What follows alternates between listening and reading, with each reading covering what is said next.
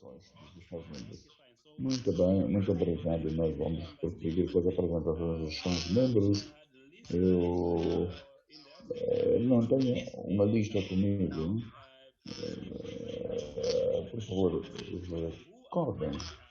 Quem é que está presente para fazer a apresentação dos 16 Estados-membros? Para captar todos eles? Quem está pronto? Permite Anneline está a fazer a apresentação sobre Sim. Sim. Estou a apresentar o relatório da Namíbia. Namibia update. Atualização sobre a Namíbia. Hello. Please, discussing about national updates. Is it on a national update or the previous topic on national enrants? I want to just to know about that. No, it's the update on Hpc from Namibia. It's not national updates, Chairperson. É uma atualização nacional, Presidente. Portanto, vou ver a Namíbia, qualquer outro país, depois da Namíbia. Já ouvimos o Botswana em África do Sul. O próximo seria a Namíbia, seguido por quem? Lesotho. Nós temos a Zâmbia. Esses são os únicos países que se inscreveram. E depois temos um país que desapareceu agora do sistema, presidente. É o Malawi. Muito bem. Muito bem. Temos o Lesotho. Malawi. So Namibia, Zâmbia, Malawi, Namíbia, Lesotho, Zâmbia e Malawi. São esses países. Portanto, nessa ordem, no máximo 10 minutos para cada apresentação, 5 a 10 minutos, por favor. Apresentações nacionais. Assim, Namíbia, a palavra para si. Yeah. Okay, so you can proceed, Namibia. Pode prosseguir. Dr. Sithole, participant. Dr. Sithole, representante da Sadc. A minha apresentação gráfica em torno das infraestruturas de alto rendimento e o governo. Some projects, events related to the HPC and the cyber infrastructure and the future scope. So just we want to give some brief introduction about the cyber infrastructure. Apresentação sobre a situação. First one is the CHPC, donated and equipment, and second important equipamento. high performance computing we known as Arup HPC. So in October 16, the Namibia Institute of Science and Technology and also the University of Namibia received the supercomputers afforded Node Ranger Red. It was donated from CHPC South Africa. O sistema foi doado e como parte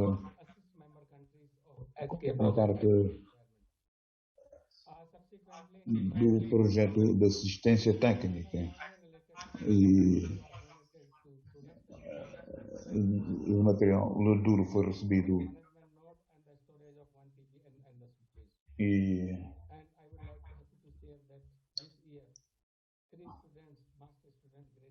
and they use this same HPC facility for their research. In addition to, there is a bilateral relation between India and Namibia. We received a Param Arup high performance computing. This is Param Arup with HPC applications to boost current research on high performance computing.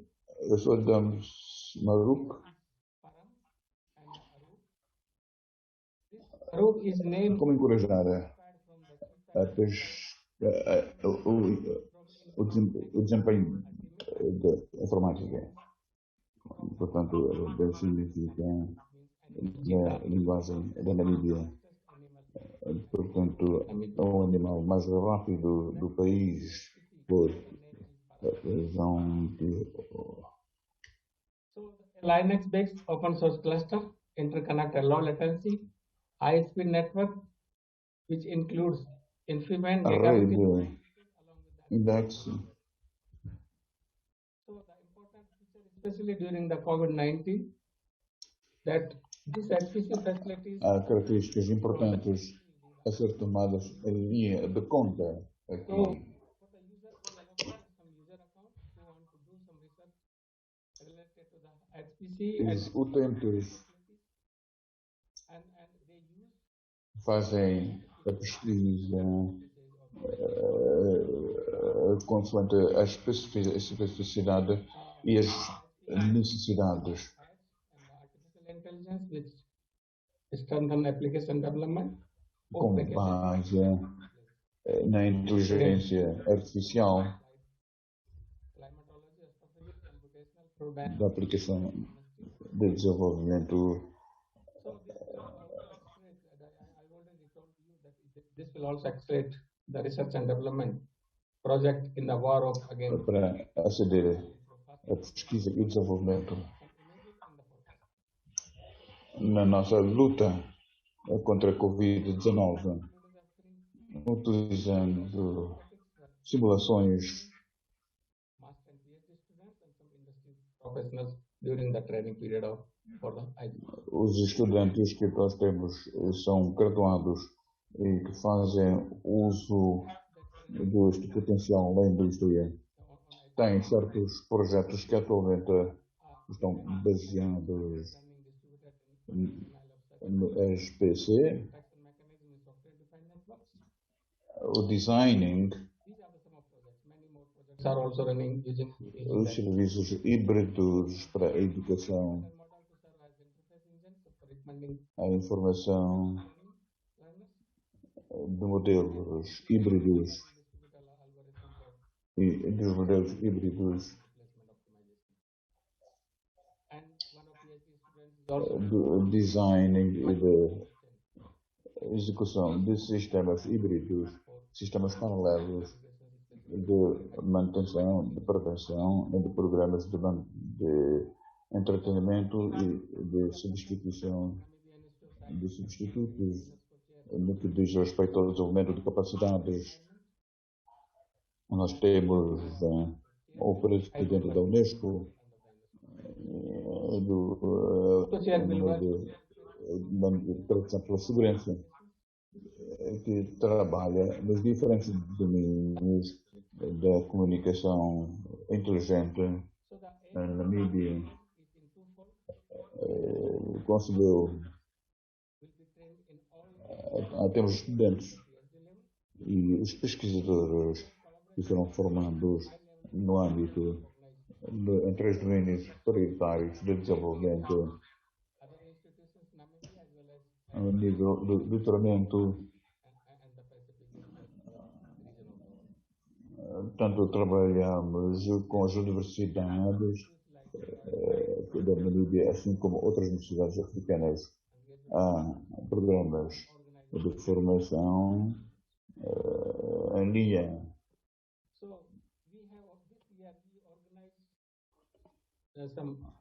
Como é que organizamos eventos relacionados com HPC, um workshop do HPC. Uma vez por semana realizamos workshops em colaboração com Sadc da Índia. 50 participantes da Namíbia participaram neste seminário, incluindo pesquisadores, estudantes, cientistas, académicos, funcionários do governo e outros profissionais.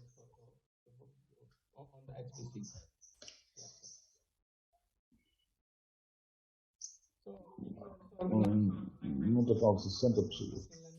Portanto, também organizamos uma conferência internacional sobre a ciência dos dados, a inteligência artificial e a aprendizagem máquina e, portanto, como poderão ver, houve uma abertura oficial deste workshop. Nós recebemos uma resposta mundial a um documento que foi publicado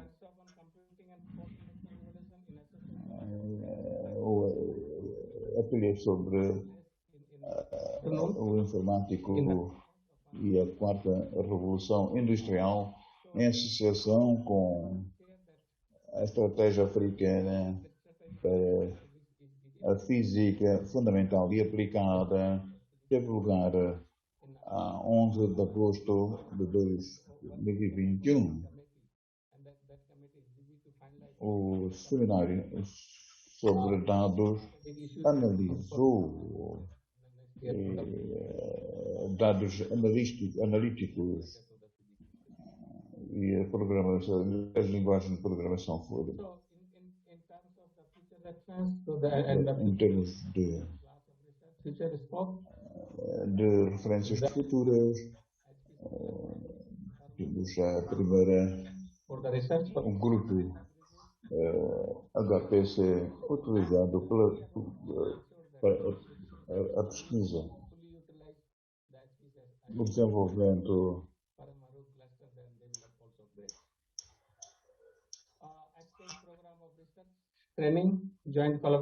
em colaboração com a Sadc.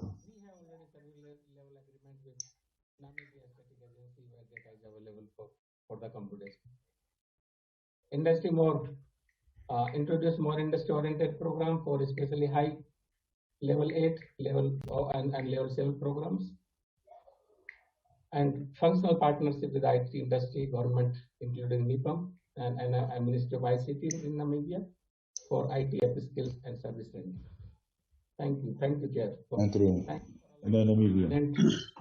Muito obrigado, Sr. Presidente. On HPC infrastructure in Namibia. Thank you. Many thanks, Prof. Dam Singh, Namibia University of Science and Technology, NUST, also Namibia University. I loved the use of acronyms that you have developed, especially the Dismillahi, data science, machine learning, and artificial intelligence. You're calling everyone that all these three are seated on your HPC. Let me invite comments from 64 participants. Any comments or questions, especially member states who have not at all a NICS, even an HPC situated within them. Please ask questions because this is a learning point. 2 minutes.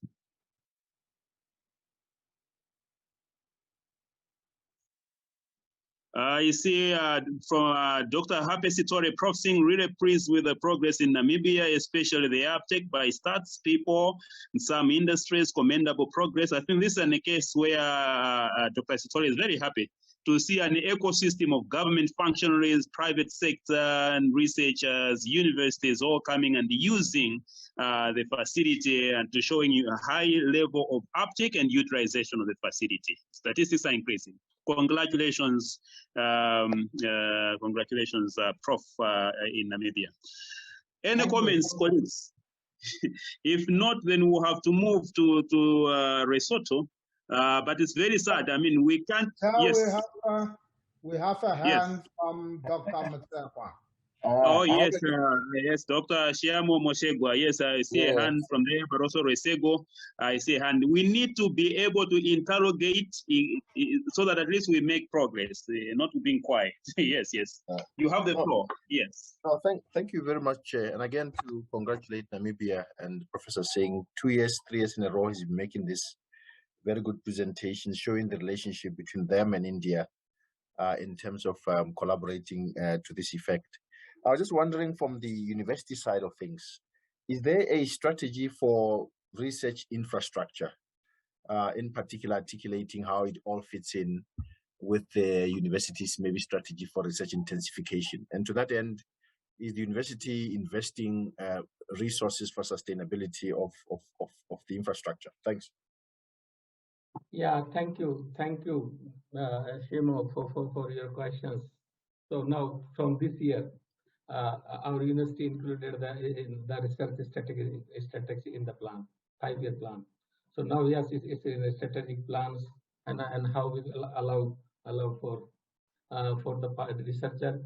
The first, as per the guidelines, the first stakeholder or users are the NUST, then second the national, then international. So this is something is guidelines that we need to use the HPC facilities. Thank you.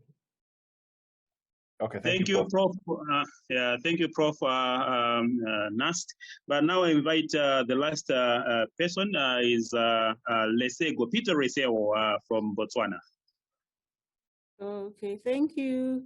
I think mine is a follow-up on what Motsakwa asked, because as Botswana Geoscience Institute, we are from a research institution in the government sector, but of course parastatal. But then in terms of the strategy, which is a follow-up of what Motsakwa said, in terms of having to build capacity, the interest that we will be having as an industry will be to say, is it not going to affect the university in the long run to provide the facilities and provide the training? And then you do a cost resource model in terms of how you can be able to gain as a university, as you offer or build the capacity, and then you engage the industry to maybe provide the resources like the data. Do you have anything that you have planned in terms of mutual cost resources for both beneficiation in the long term, or what do you have plans as a strategy to address something like that? Take that one, Prof, and thank you, Reseo. Yeah, thank you for your questions. You know, I also included that university also received the UNESCO chair in smart and secure environment. So university also agreed to support for the project, and this project is 4 or 5 years UNESCO chair. Even though we are waiting the final draft approval from the UNESCO. And that UNESCO, we have included 1 chair and 5 faculty, 5 professors. So in terms of the human capacity. And regarding some other capacities, we not something is writing, but India government also committed that they will also support the development of HPC and the research in future. Thank you. All right, I wanted to release you, but before you go, as Lesotho is coming, can you just, I saw in your research programs that are mounted on there's astrophysics, which requires heavy-duty computations in certain cases, if indeed you are really up to the level of astrophysics. What are the minimum capacities? It's linked to the issue of atmospheric, modeling that was presented earlier on. What are the minimum? Is the 1 terabyte storage capacity, and how many petaflops are you talking about, I think, to achieve these kind of computations? Thank you for these questions. Right now, still HPC is underutilized. So we have not given such priority or such strategies for individual users, like astrophysics or some other applications. Of course, when we have if we need more computing power, then we need to allocate in round robin basis, or we need to have some other strategies like storage or other strategies right now. But till now, it's underutilized. Okay, noted, still underutilized, and I think this is a call for more utilization. And I think that you will let us know later on whether you are also open for people from Malawi, Mozambique, and others to register. South Africa has granted us to begin to train ourselves there, as we are looking forward to receive facilities.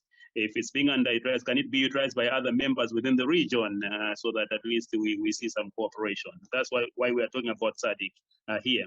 Over to you. I think you want to comment on that one. Yes. Yeah. Yes. Thank you, Prof. Yeah, sure. We will organize, and we will also need to assistance from the Sadc, especially for the UNESCO chair for partnership. Thank you.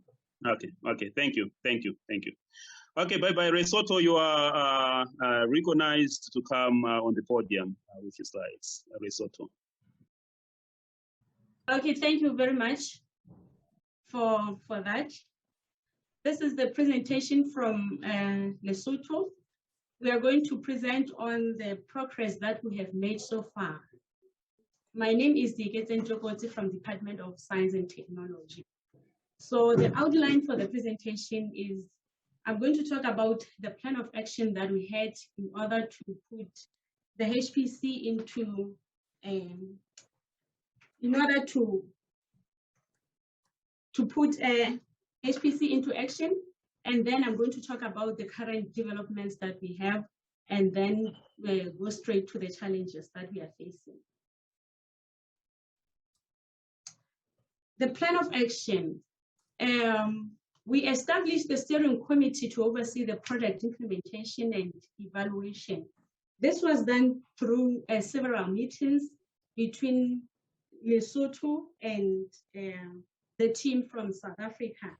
Then we agreed that as part of bilateral agreement, as well as part of the implementation of Sadc cyber infrastructure framework, there will be HPC infrastructure that will be donated to Lesotho. Then after all those deliberations, we were to identify an institution that will host the HPC system once it's in Lesotho. And then the site readiness and the assessment was done. And then after that, we selected the technical leads and the system administrators. Then there was a plan to train the administrators. And then we also had planned to make the technical visits. Once the HPC was deployed, then we planned to make the HPC user engagement workshop. Then eventually, after all those things, then the HPC system will be deployed, and then there will be a technical leads training.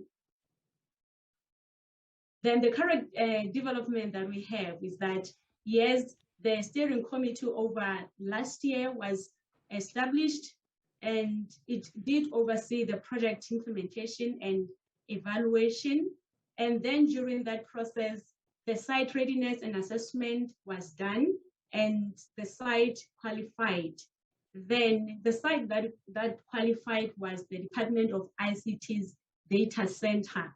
So it was the one that was identified to be the host for the HPC system. Then we also identified the technical leads and the system administrators.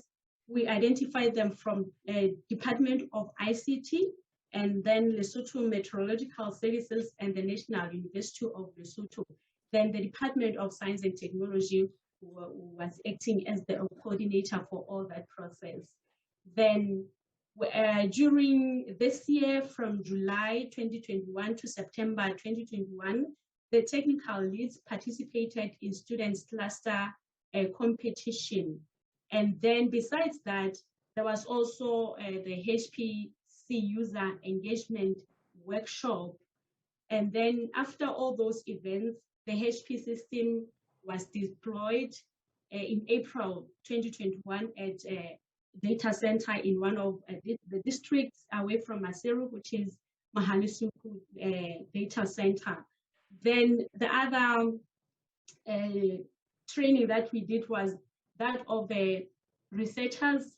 We had about 48 researchers who were trained by the National University of Lesotho on the basics of Linux command, including how to connect to HPC. And then these are just the topics that were covered in the workshop. As you can see, we have about 6 different topics. That includes downloading a Linux terminal on Windows OS or using a terminal on Linux OS, editing and saving files on a Linux platform, compressing and decompressing files on Linux, connecting to a remote HPC facility from either a Windows client or Linux client, then transferring the files from HPC to a local machine and vice versa. And this practical example of compiling and running a script on HPC as per guidelines provided at this website of CHPC. Then coming to the challenges that we faced, well, the assessment was done, but then The site readiness, yes, it was done on the finance data center, which is in Maseru. This is where it was agreed that the HPC equipment will be deployed. But due to the challenges that we faced, it is in the second building it is in the second building. So it was not possible for us to deliver the HPC there. So we had to opt for the data center outside of Maseru as the second option. So since it was the second option, these are the challenges that we faced.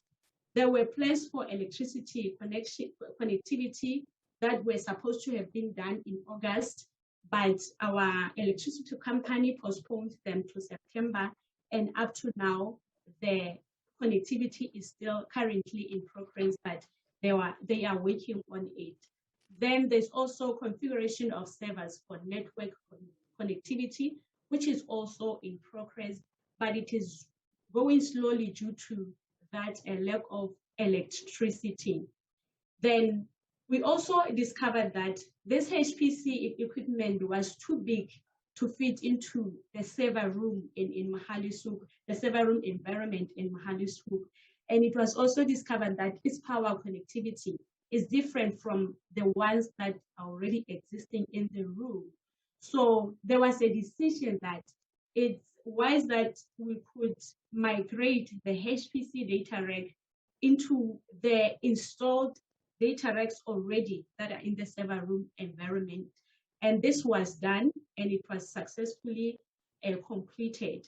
Now, what is lacking is the configuration that will be done once the installation of the server is complete. And this one also, we are going to use through the bilateral cooperation, we are going to be working with CHPC experts that will help us to complete that.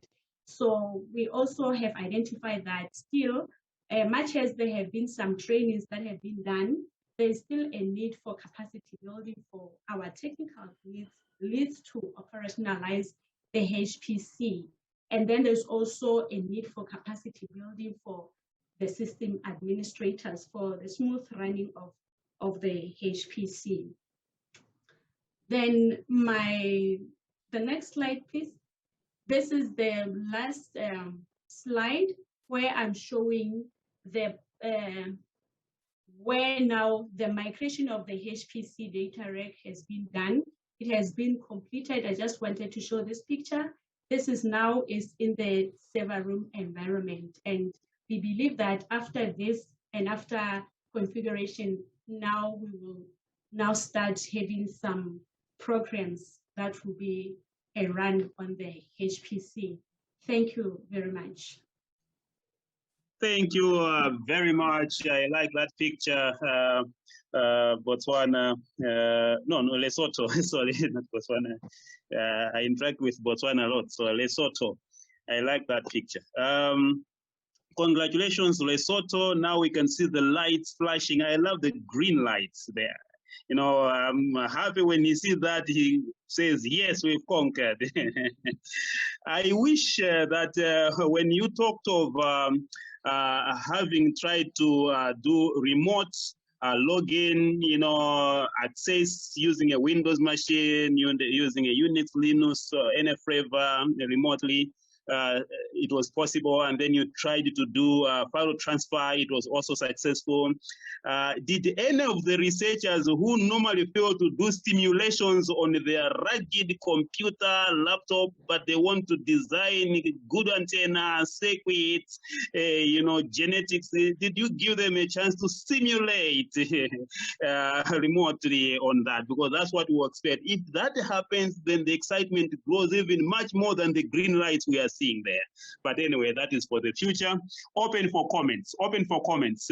Colleagues, let's intervene. I see Lesotho Kiba Masiu for a comment or addition. Is your presentation, is it a country add-on? Lesotho Masiu. Yeah, thank you so much, member states, for giving us this opportunity.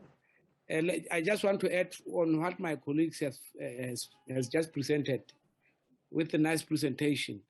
And I just want to applaud our South Africa team, Dr. Stoll and his team, for the effort that they have made on us in order to make sure this is happening.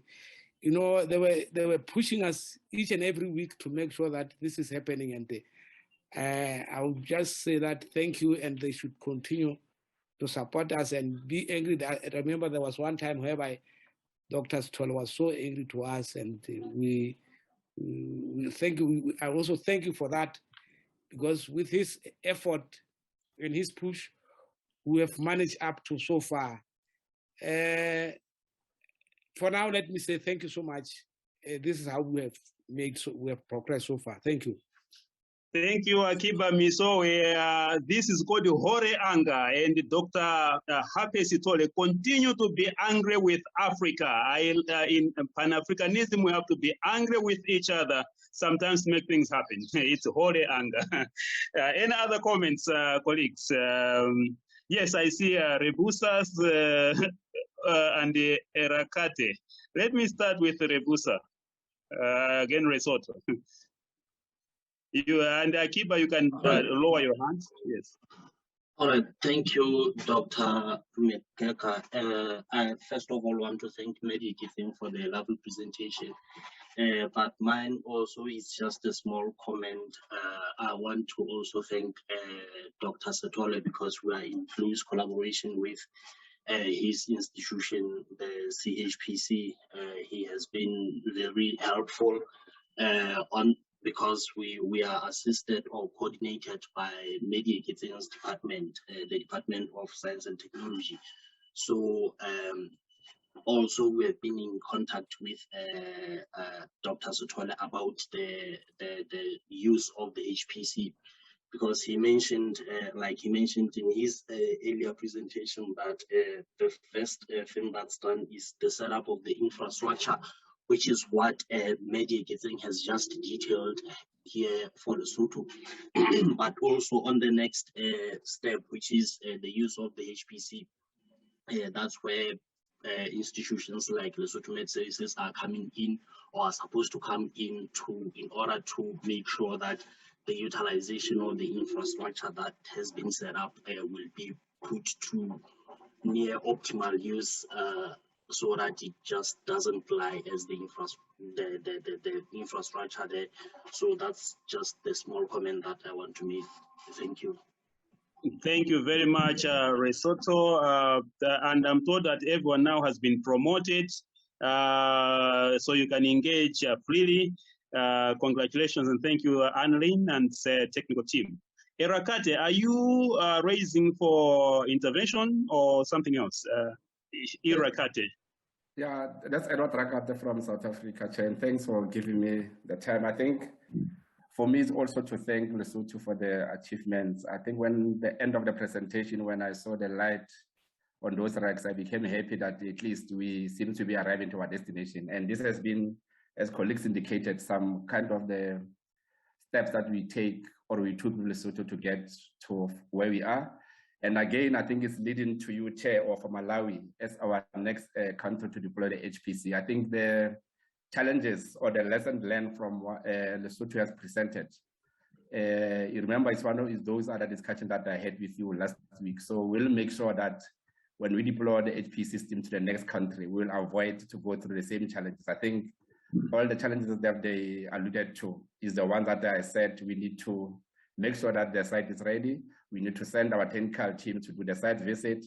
And I'm really grateful that from the Malawi side, we've already engaged the DVC and the plan that you indicated to us. I hope through that we can able to help other countries, and we follow the same kind of the process that will help us to ensure that the system get deployed. And important to that is that the system get to be used for the sake of the research. So thanks, Chair, for allowing me to put that a few words. Thanks so much. Thank you, Dr. Johansen Lakate, for this. We were pleased, and Malawi team is here. They will say it whether they are ready or they will have given up after seeing situation in Lesotho. We'll know from them. Okay, I think there is a good message I see, which I need to read quickly here. Well done, Lesotho. Looking forward to the future engagements between the LMS, but also the Center for High Performance Computing. So this is an invitation, open one. Also from Michael Zimba, thank you, Dr. Sitole and the team for making difference. Congratulations to Namibia and Lesotho. I think reaching this far, also of course from Anneline Morgan, congratulations Namibia and Lesotho for the great progress. We have promoted everyone to panelists. Please accept to move over. Let's also be inviting all other member states who have not experienced the green light. Through this, I see Dr. Hpc Operating will be happy to see you having the green light. Let's change our region. Our story should no longer be what we used to be. Zambia, you were very ready already, and please share your screen in Zambia. My neighbor, welcome on board. Over to you, you are recognized. Thank you, Chair. For giving us an opportunity. My colleague will take us through. Obrigado por esta oportunidade que nos foi dada. Mr. Simfrehen will take us through, but I just wanted to say thank you, Chair, for esta giving apresentação será feita por duas pessoas, por mim próprio e o meu colega. Este foi outro ano em que nós fizemos as coisas diferentemente. Ouvi o Dr. Sitole quando falava sobre os eventos de Antirão, nós fizemos isso e vamos tentar engajar os nossos redes, os nossos operadores da telefonia móvel para garantir a acessibilidade aos recursos, computarização. Can be made easier to our researchers and learners. So we've engaged these mobile network operators to have our EDROM. Engajados para utilizar o EDROM para facilitar essa missão, essa iniciativa. Portanto, este é um slide que eu vou apresentar o que nós fizemos na Malawi, ou na Zâmbia, melhor. Utilizamos o botão vermelho como. Portanto, eu penso que há limitações aqui. Nós estamos a ver também para as mudanças. Portanto, vamos, quando temos utilizados, temos que aceitar que as coisas mudaram. Os nossos amigos da Zâmbia não estão a movimentar. Ainda estão a fazer a apresentação. Portanto, temos os três então, as coisas mudaram hoje e então temos que extrapolar ideias de outros iniciativas. Nós temos que aceitar a transformação digital. Todos aceitaram a transformação digital. Portanto, há coisas excitantes. Esperamos que os nossos estudantes também façam parte no HCB, nos concursos da HCB próximo ano. Porque nós vemos as tendências da Covid-19. Portanto, os organizadores talvez poderão adaptar as datas tendo em conta os novos episódios da Covid-19. Muito obrigado, Presidente. Eu peço desculpas, eu tenho que sair para uma outra reunião. Mas, portanto, teremos saudades de si. Esperamos vê-los da próxima vez, mas um colega seu que vai prosseguir. Muito obrigado, Sr. Mfopen. Espero que me ouçam, estejamos ouvidos muito bem. Por isso, sou Henry, da Zamba, sou engenheiro de sistemas de aluno. Já nos reunimos fisicamente com eles. Portanto, alguns dos problemas que se verificam no âmbito da própria pandemia este ano enfrentamos desafios similares como o ano passado, mas não tanto como o ano passado, mas este ano o nosso problema reduziu, mas ainda gostaríamos que essa questão, os nossos problemas sejam completamente resolvidos. Algumas das soluções que nós introduzimos para aliviar os problemas, tentar influenciar a busca de soluções e também através do nosso engajamento com os outros intervenientes, fomos capazes de intensificar o nosso foco no bem, tanto para os nossos clientes. Nós também procuramos de capacidades e, portanto, nós esperamos que, como pagamos com o projeto, portanto, o projeto, os custos podem se reduzir à medida que introduzimos diversas tecnologias. Portanto, agora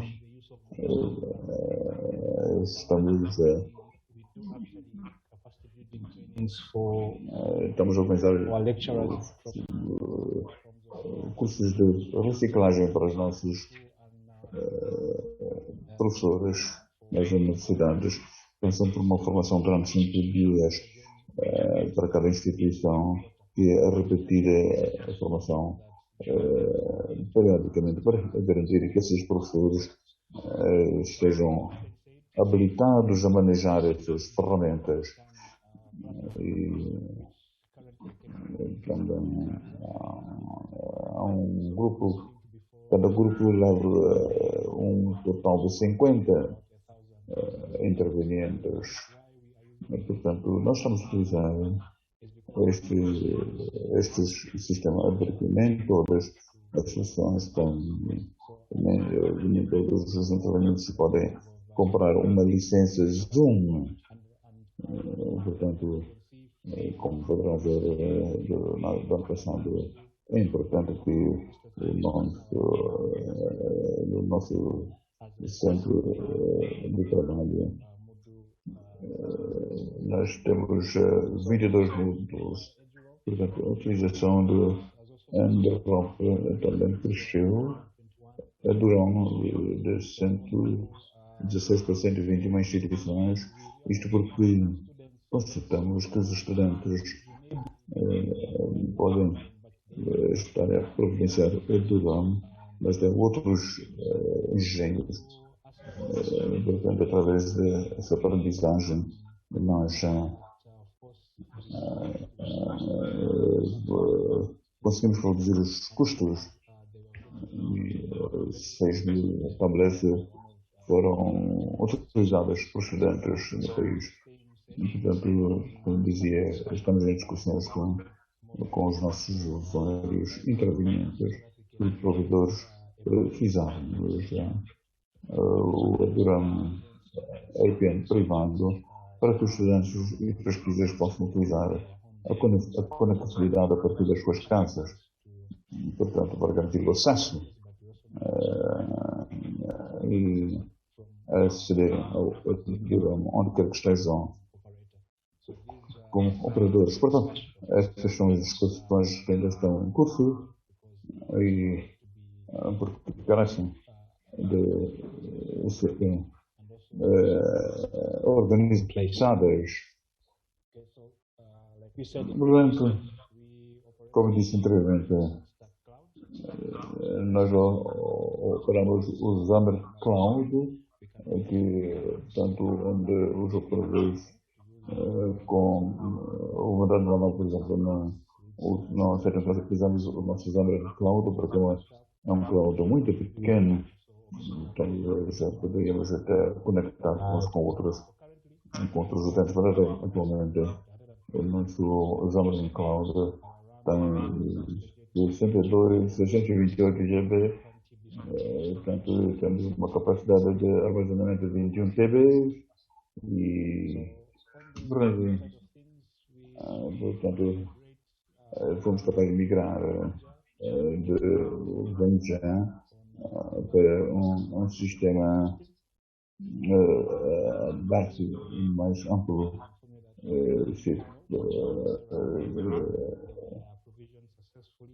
disposições que foram feitas sem quaisquer problemas, o que para nós é um grande avanço e no futuro, na próxima formação que nós teremos no próximo ano, esta formação será feita no sistema. Portanto, o que nós fizemos foi manter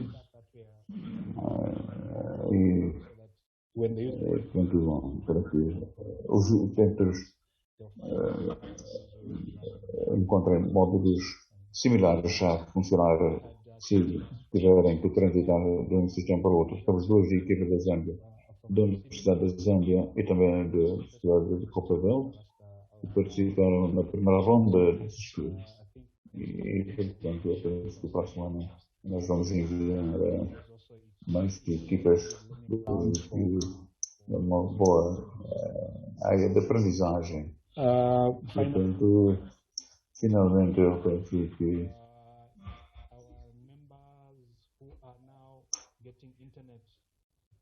connectivity from Zamre, they are standing at 132. Our education institutions are as nossas instituições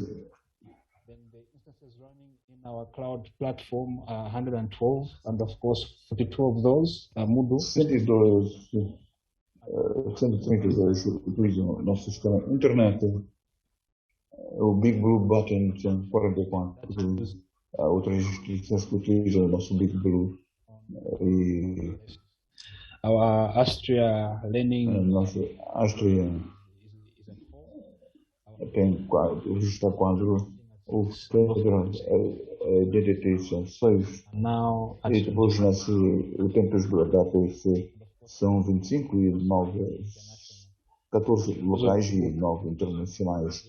Para aqueles que não têm os sistemas HPC, poderão entrar em contato connosco e nós podemos partilhar isso convosco. Portanto, resumo, é esta a nossa atualização com o Zâmbia. Muito obrigado. Muito obrigado, Sr. Simplificação. Nós também eu penso que trabalhei com ele já há décadas que trabalho com ele. Portanto, great things there. There are many comments. Há muitos comentários que estão sendo feitos que saúdam o vosso trabalho. O ADC dispõe situações, mas lá você pode tirar proveito deste.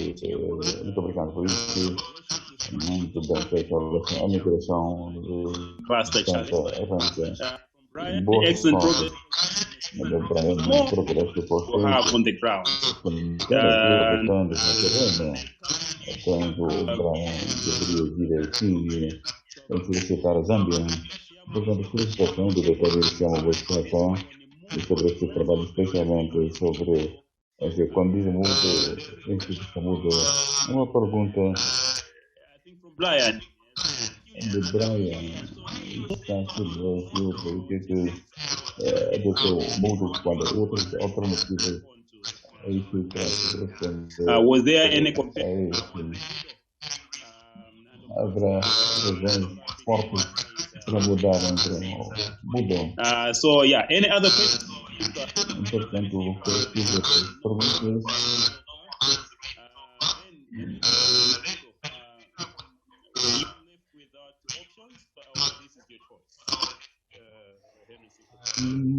No, o que é mudo? Ou não tinham quaisquer outras opções? Nós tínhamos outras opções. Tínhamos outras opções, por exemplo, as instituições que deveriam utilizar as próximas 3 alternativas que deveriam ser baseadas no Google, na plataforma do Google. Portanto, a maior parte das expressões ambientais estavam num Google.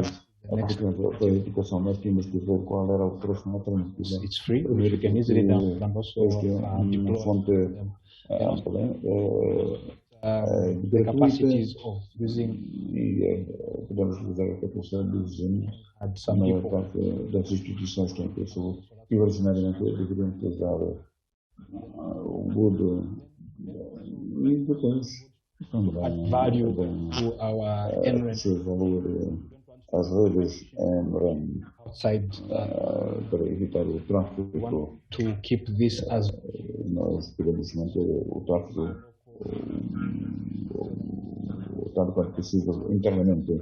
Este é um tráfego interno para ajudar as pessoas que acedem ao tráfego. Esta foi uma das razões que eu defendo a Moodle.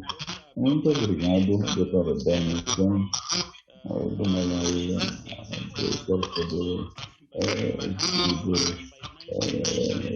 como é que qual é a viabilidade financeira que o modelo de negócios que estão utilizados para serem bem-sucedidos e fizeram. Please also here. Well done for hosting it.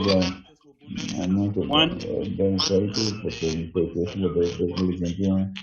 Muito da discussão em relação à resiliência contra a Covid-19.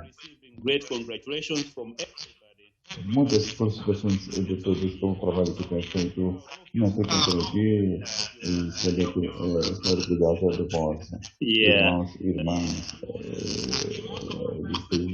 também propõe, nós temos uma reunião que Anneline e a equipa apoiam. Isso poderá ser o ano que vem, uma reunião física da cena de ser muito orgulhosa deste projeto. Eu recordo na primeira reunião, 11 anos atrás, como isso ter acontecido ontem, nunca estive pensando neste programa. Sobre a vigilância de participam na construção das nossas infraestruturas. Nós apreciamos muito que seguimos a Sadc. Temos que partilhar as suas lições e também a qualidade da prática. É necessário entusiasmo para as circunstâncias mais orientadas. Às vezes não depois disso vou poder to present para que faça a sua apresentação, mas quando apresentar também um compromisso de se poder registrar hoje no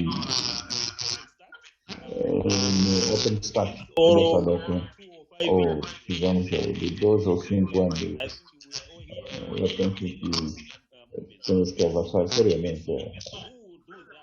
Because the team porque a equipe existe.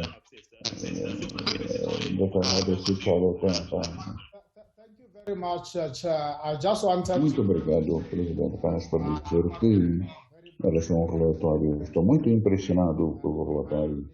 O que nós precisamos de enfatizar aqui, o presidente disse esta manhã e dizer aqui para nós, temos que ser capazes de demonstrar impacto. O impacto só pode ser demonstrado com programas que acelerem o alto desempenho. Eu sei que a Zâmbia tem muitos cientistas, especialmente na Copper Belt, que eu gostaria de encorajar o Harry e a equipa para que tragam essas pessoas, para vermos muito mais progressos, para ver o tipo de engenharia de cientistas nesta área. Portanto, é crucial que isso seja feito, portanto, sobretudo da Hpc, para que haja mais poderes nesta área. Muito obrigado. Dr. Hpc Dr. Hpc, tem a palavra.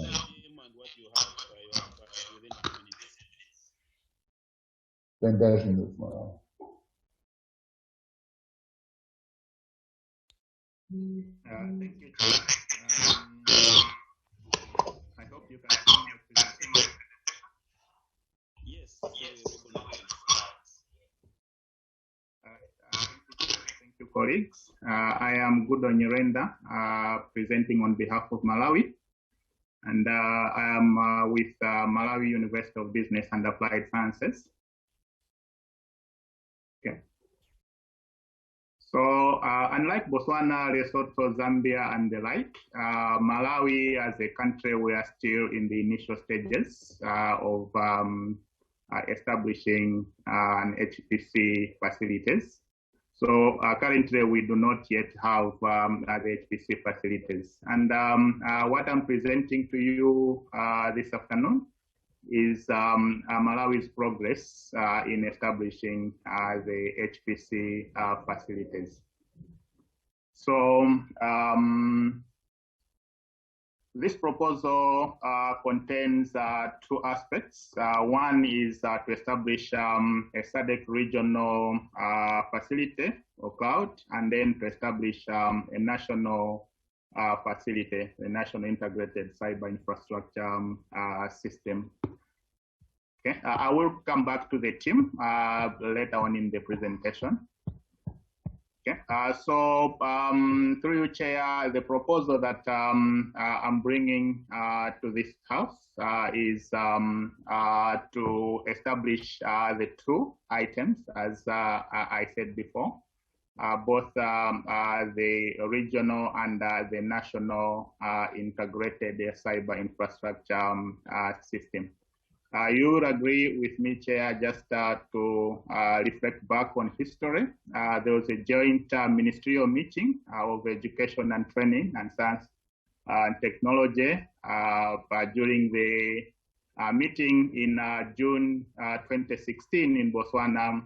It was approved that we should have the cyber infrastructure framework, which was also subsequently endorsed by the Sadc ministries responsible for communication and ICT in October 2016 in Eswatini. This was followed by a ministerial approval in June 2018 for the implementation plan for the framework to guide the implementation of the regional cyber infrastructure project. So, Chair, what I'm bringing to you is the proposal from Malawi, one, to establish a first-tier regional facility, the regional HPC facility in form of a Sadc cloud housed by a member state, agreed upon by all the member states. The second one is to establish a second-tier national integrated cyber infrastructure system in Malawi.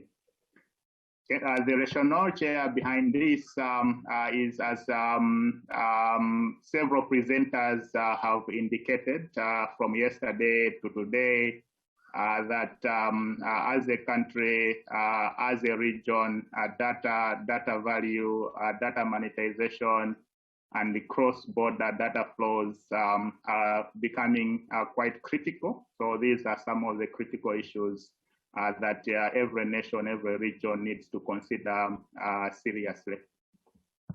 Okay. Chair, again, we will appreciate that most countries, particularly Sadc member states, are only producers of raw data. So with no infrastructure and human capital to benefit from, the digital intelligence harvested from this data. And no nation does have the capability to contain the dominance and monopoly of the global corporations outside the Sadc region. Therefore, Chair, there's a need of regional cooperation. And it is for this reason that we propose the Sadc first-tier cloud. Okay. And this is going to advantage the region. Okay, we can engage with the rest of the world on the future of data and digital economy.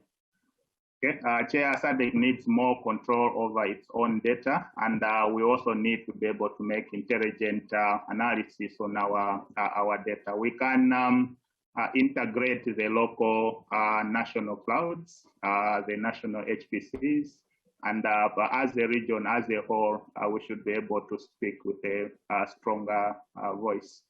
Indeed, as presenters have said, this is towards the development of the region. Okay, Chair, as I said also, Malawi is proposing to establish its own HPC facility. So Malawi is asking for the establishment of its own NISIS as a matter of urgency. Okay. Even the Malawi NISIS and others, these will be feeder facilities to the regional facility that we are proposing here, Chair. Okay. Several presenters have indicated that there is a need of redeployment of retiring but usable HPC hardware infrastructure, Chair, and also they have emphasized on the need to build capacity in terms of training. These are very crucial for Malawi as a country and others. So probably we could benefit from such initiatives. In terms of capacity, Chair, Malawi has the required human capital. Currently, Malawi has established a team led by Professor Mikeka, and this team is composed of experts from public universities. There are plans to incorporate members from the industry, but this is still in the initial stages, so we are yet to do the incorporation. Chair, Malawi is also putting up a roadmap to achieve the establishment of the National Integrated Cyber Infrastructure System within the shortest time possible. So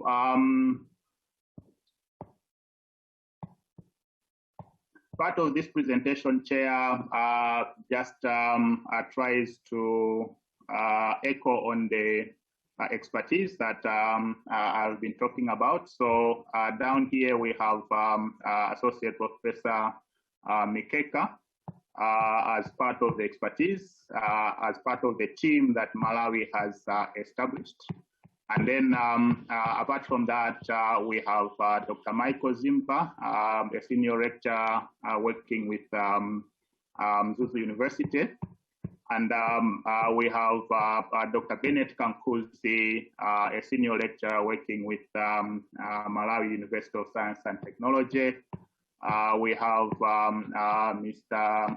Gudo Nyirenda working with Malawi University of Business and Applied Sciences.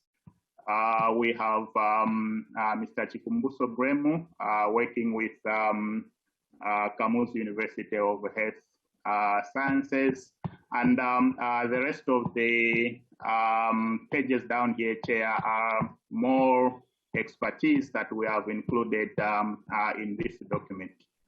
Chair, this document has been shared with Sadc Secretariat for records.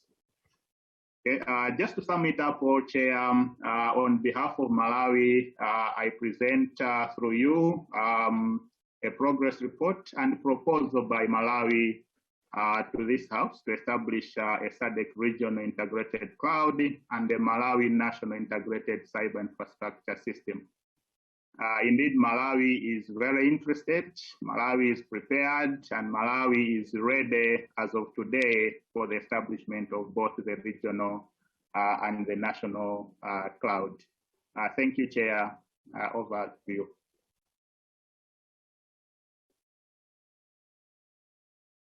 Many thanks. Good Nyirenda for the presentation regarding Malawi's preparedness to receive or establish national integrated cyber infrastructure system commensurate with the Sadc cyber infrastructure framework and the cooperation and support of the Center for High Performance Computing, HPC, leadership of Dr. Hpc, and all our neighbors within the Sadc region. Comments are open. Maybe before I say comments, I see there are about 6 Malawians. Any other Malawian team? Any other additions to what Gudo has said? Let me just see. And then I will open it up for guidance and advice from our experts. So I don't see anything else from Malawi team. And then I think let me open up to everyone to guide Malawi on their ambitions. In the process, I've seen that Kizito is requesting for allocation to French interpretation. I hope the technical team is supporting Kizito, Mr. Kizito, for ICT to allocate. Yes. Yes, I've also sent them a message, Chair. I've also sent our technical support a message to assist Mr. Kizito. Thank you. All right, and Anneline, you have the floor. I'll continue. You attentively listened to Malawi's interest since June, and you saw Malawi's desire and demand to have the facility. You have been recording everything judiciously, and that the delegation came and met the Malawi team from the policy side before meeting the technical today. What's your take, Anneline? And then that opens up to everyone, including Dr. Hpc after you. Yeah. Yeah, I think I'll go at the end, Chair. Let us give the member states, Dr. Stoll. I saw Mr. Rakate Edward's hand was up, and then I will come in at the end here. Thank you, Chair. All right. So yes, let's start with Dr. Edward Rakate, and then we'll go to Dr. Stoll. I'm not Dr. Mr. Chair, and Mr. Edward Rakate, you are definitely going to be elevated. Yeah, I think as APS was indicated on the chat here, I also want to say this is a very thoughtful and good proposal with all the relevant stakeholders and names that you've already established, that will have some contacts. You will be engaging all the public universities, which is a good platform to say the infrastructure should be a national or a shared facilities. And as also indicated when I was responding to a presentation from Lesotho, that we will make sure that all the challenges or lessons learned, we don't have them at least going forward. And what I've also proposed was that we should have that interactions between the team, technical, the researchers, the stakeholder engagement.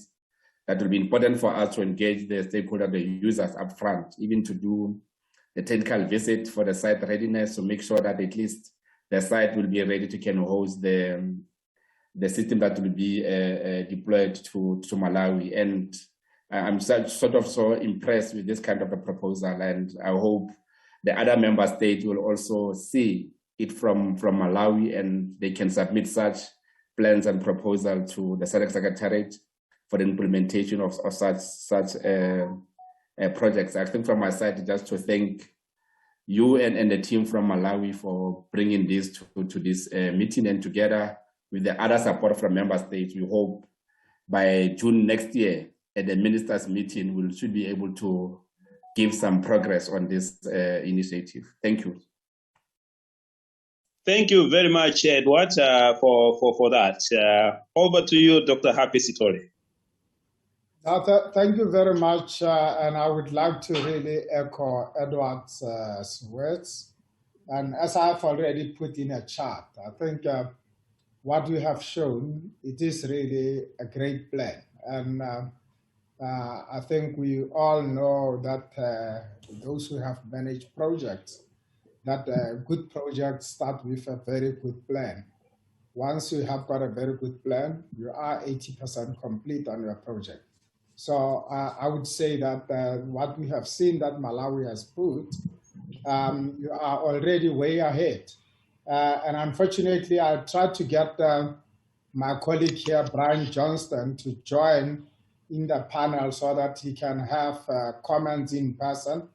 But it looks like he was having problem in the promotion because Brian, with this type of plan, he's the person who break the walls, go forward, and do all the spade work. And I think he's smiling wherever he's sitting because that makes his life very easy. And we're really looking forward to work together with Malawi. And I would like to say, again, echoing on Edward, all what Malawi can do is a new mistake. All the mistakes that have been done, we know them. Malawi is not allowed to repeat those mistakes. We are all here as SADC member states to share, and the colleagues have shared on all those. I think what we picked up in Lesotho is that they had this rack with fully populated rack, and it was too heavy to carry up. And one thing, there was no communication to say you can actually depopulate the rack, take out all the nodes and carry them lightly by hand and go and repopulate them upstairs. So those are some of the things where you don't have to lose time. If it is too heavy, there's no elevator, there's always another plan. So we're really looking forward to make this plan to be realized. It's a great plan and we really support it. Thank you very much and all the best to Malawi. Thank you, Dr. Hpc Operating. Then I do not see any other hand, and I will request Anneline to conclude, and I think that will also be concluding the country presentations and updates.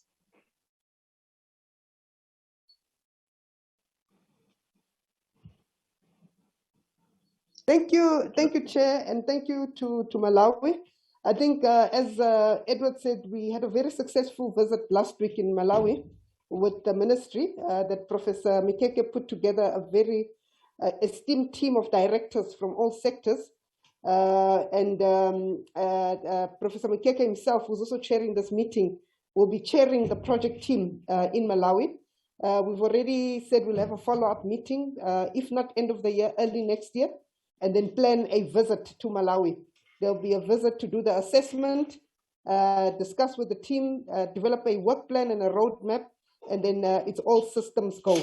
And I think, as Dr. Stoller said, you've already done 50% of the work by putting the team together and the necessary expertise. So we need to just conclude with the other actions and then discuss the deployment of the infrastructure to Malawi. Thank you, Chair.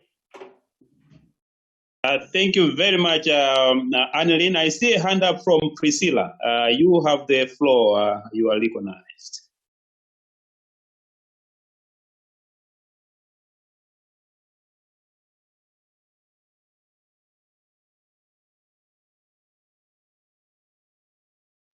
Priscilla, was that a hand up or not? You just want to know? I think Zimbabwe have not yet presented. I think Priscilla wanted to raise that maybe. For okay. Progress. Yes, Zimbabwe, you are recognized. We cannot leave you behind. Share with us. Okay. Zimbabwe.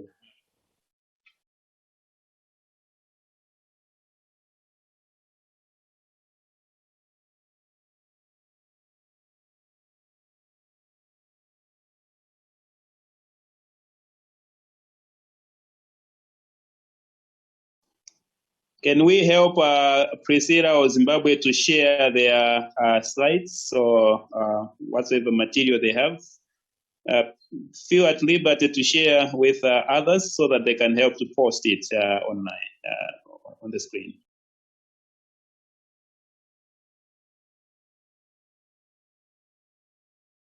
I can confirm, Priscilla, that we're able to see everything from Zimbabwe.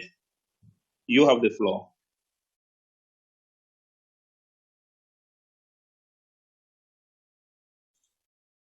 Thank you for giving me this opportunity to present. Sorry, Priscilla, if the IT team can also allow Priscilla to show her video so that we're also able to see Priscilla.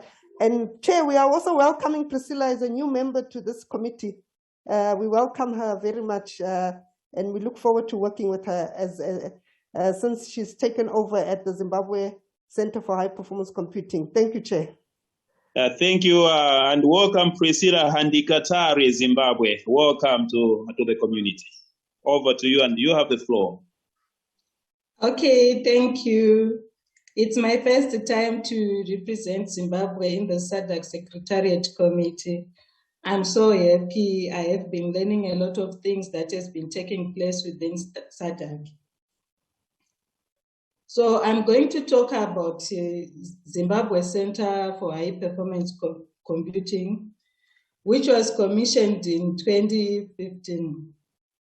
But I would like to share with you that soon after the commissioning of Zimbabwe Center for High Performance Computing, we managed to have trainings in various HPC domains where we are trying to introduce the concept in academics. We targeted most of the university academics. So generally, we managed to do trainings in artificial intelligence and big data, weather forecasting.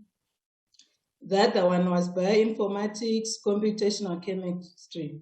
It was a way of marketing Zimbabwe's Center for High Performance Computing to our users. But during that time, we only have the technicals who were the administrator of the system. So by doing that training, we're trying to market HPC so that we can have HPC users who can come and use the system. But it didn't work very well. Thereafter, until 2017, we managed to rope in meteorological services. They started to use HPC after we have done the training on how to use the HPC system. So generally, the meteorological service department is our major user. So besides that, I'm going to talk of other ICT achievements which has taken place in Zimbabwe.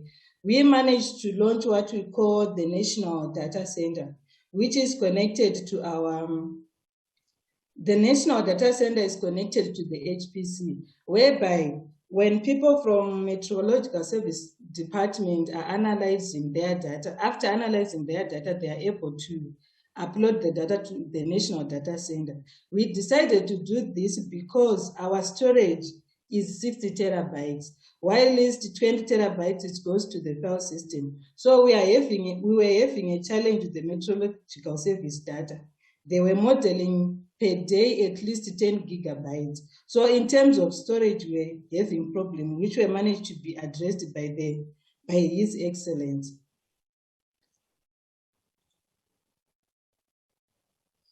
Also, in 2018, we launched what we call National Student Cluster Building Competition Program to our university, which was part of our Sadc duty to deliver human capacity development. So as an institute, we decided to target the students from the academics.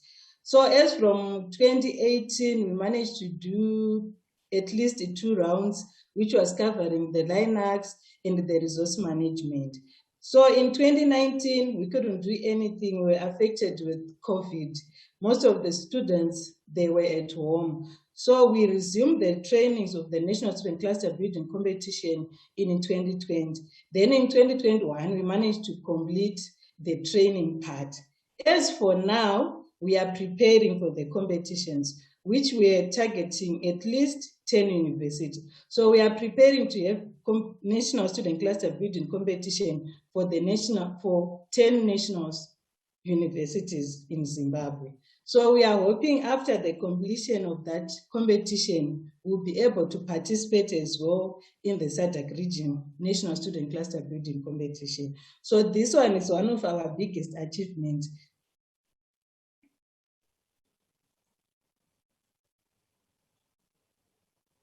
Also, we managed to introduce what we call National Robotics Program. The National Robotics Program is meant to equip students in the Polytechnic Institute on how to build small robotics programs. So we managed to train at least 2 national polytechnic. This program was started in 2021, and it was a pilot.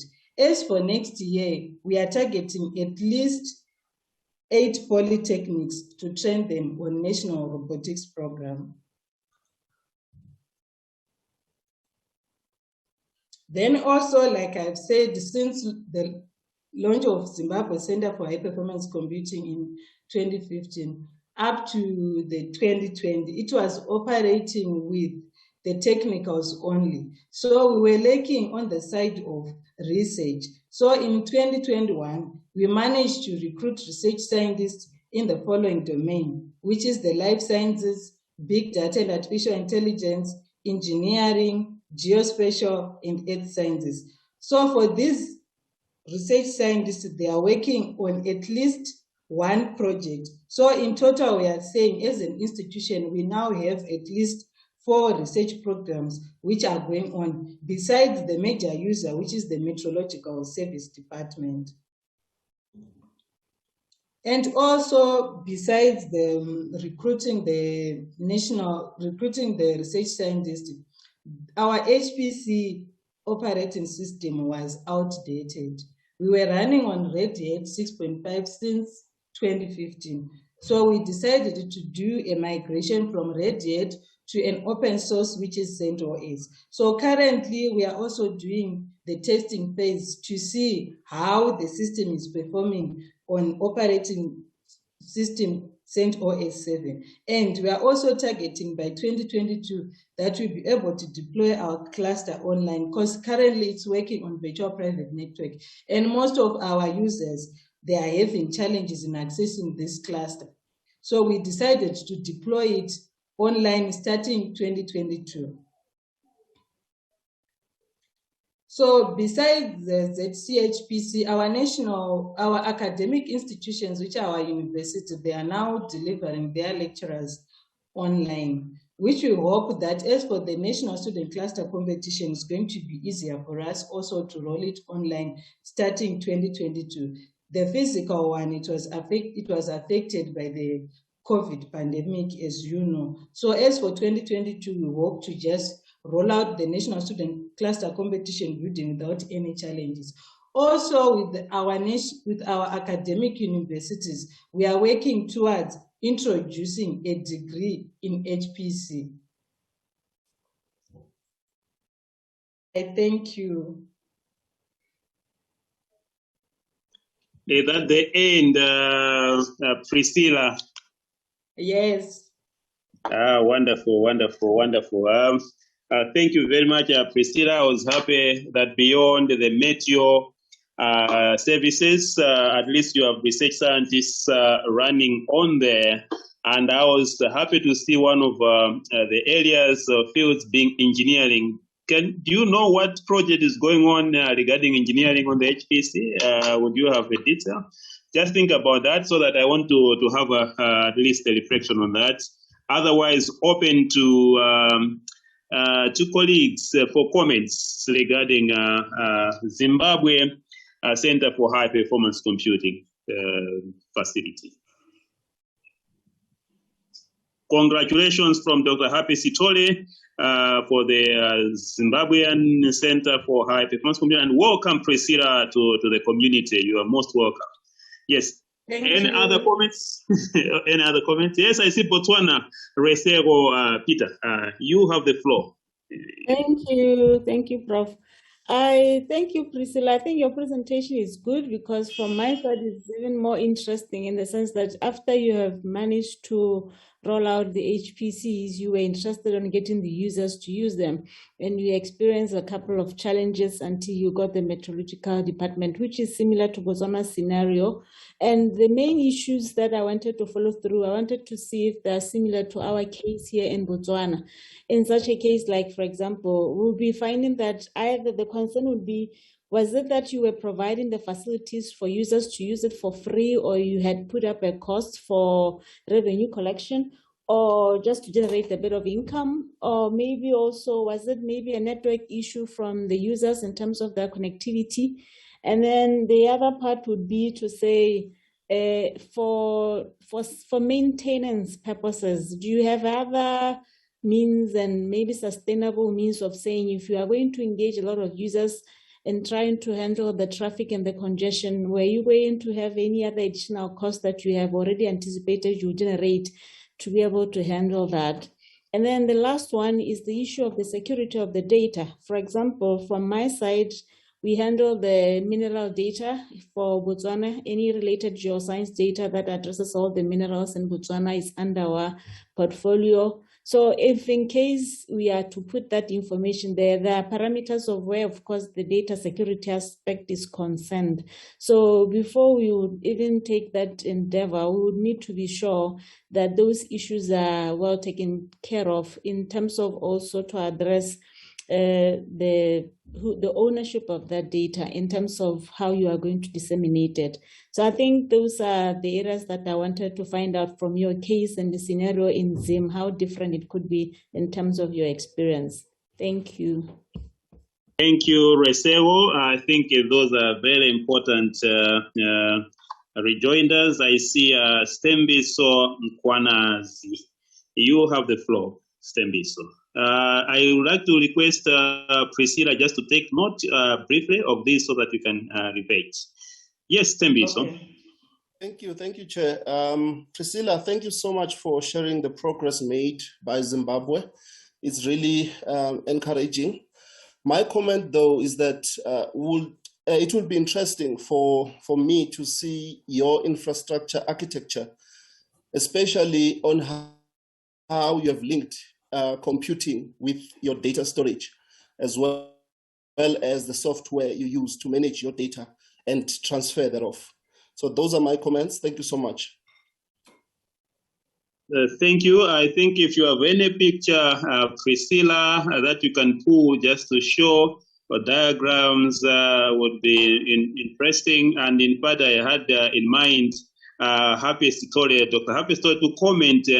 You show us the OS migration from Red Hat 6.5 to CentOS 7, and what would be the next, and what would be the advice from people who have taken of this drink before? What would be the comment from Dr. Happy Story? That's what I wanted to say. I think let me ask Dr. Happy Story to comment on that, and then you can take off the questions from Lesego. Yeah, no, thanks, Chair. I thought I should just comment on 2 points that have been raised, which are really critical in us building the strategy for high-performance computing. One being the security of the data. I think it has been coming for the second time now. And the other one, which is the cost model, or let's say overall, what is the business model of the HPC? So and maybe Priscilla can comment specifically on ZACHPC, on how they do that. But overall, one of the things in terms of security, we are looking at this, that if you put so much computational power, rest assured, the world is going to be interested in it, especially the board programmers who don't have anything to do, otherwise that we call the hackers. They will be interested in that and to see what does it have. So it is always to make sure that security is very important, and these are some of the things that we can always share with the colleagues on how we can put the security. For an example, in South Africa, under the National Integrated Cyber Infrastructure, we have got the cybersecurity team that is looking at that. So we have got what we call the CSAT, which is the Cybersecurity Incident Response Team. That is looking at the vulnerability of the institutions that use the cyber infrastructure so that we can be able to provide them with advanced notice if ever there are some sort of activities that we suspect. And also on the HPC systems, it is very important that we look at the security of the data. I have not shown in details what the HPC system in South Africa is used for. We have got over 80%, those are academics. We do have got some of the government departments. We also have got the private industry in there. The levels of the security of these industries is different. And fortunately, with the HPC systems, you can be able to do some various demarcations by rules and by configuration to be able to provide those levels of security, just simply by using all the tools that you have as a system administrator or system design on HPC systems. There are some of the users who will require a little bit more security than what you can be able to provide. We obviously would look at that, and also you can do fit for purpose for this type of security. For an example, one time I visited the San Diego Supercomputing Center, and I was looking at what other people are doing. And I got into the data center. When I got into the data center had the farm of the computers in there.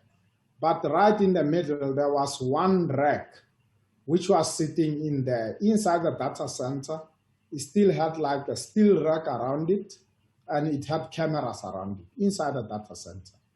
And when I found out, it was like some critical mission system which was being put there, and the data was there. So you can see the different levels that you can go into. So I'm just giving that. That was really an extreme case, but those type of things are possible. So the design and in terms of security, you can do everything in this. So when people are looking at it, as long as you will be, as a client, prepared to pay for that level of security if the national data center does not cover up to that point. So you should be happy to be able to be provided for that. But technology is there, it is available. Are you able to cover those costs? So when we look at the cost model, and I think this thing is very important, what I said right at the beginning is that this type of infrastructure are looked as national infrastructure for competitiveness. So it is very important in their definition, and it is the same globally, because the nation has to make a decision. We want to invest in this. So that's where we start. So the first thing is that there should be that motivation from our governments to invest in this. So that's the first thing, to invest as government. Then from there need to be metrics in which we, the operators of these facilities, provide back to our governments in terms of the return on investment. And the return on investment can be... do retorno ao investimento poderá ser então atribuído também, não precisa, portanto, em rendas ou pulas, qual seja, portanto, a unidade monetária, etc. Portanto, poderá ser então que, como é que nós podemos avançar a nível da nação? Vamos definir isso e como é que esses resultados em termos de país, poderá também ser como é que as entidades do Estado que possam funcionar de uma forma eficiente, e isso não poderá ser monitorado, e essas métricas têm que serem acordadas logo de início, e também aquilo que nós podemos dizer é que irá definir, portanto, o nível de sustentabilidade, porque nem toda altura temos darmos de volta ao país como investiram, etc. Então podemos mostrar exatamente o setor privado, que também outra questão é que temos que realmente demonstrar também um retorno no investimento. Isso é um processo prolongado para os convencer. Portanto, existem vários exemplos, mesmo a nível de várias indústrias, e também fiz parte da indústria anteriormente, também fiz em termos do Hpc, e que também sabemos o que é que se transmite em termos de retorno, para demonstrar em termos de indústria, porque com isso as indústrias também nós podemos trabalhar em termos de uma base de recuperação de custos, tendo em consideração o tempo dos ciclos, ou mesmo até de consultoria em relação a competências que possam realmente identificar através da utilização do HPC.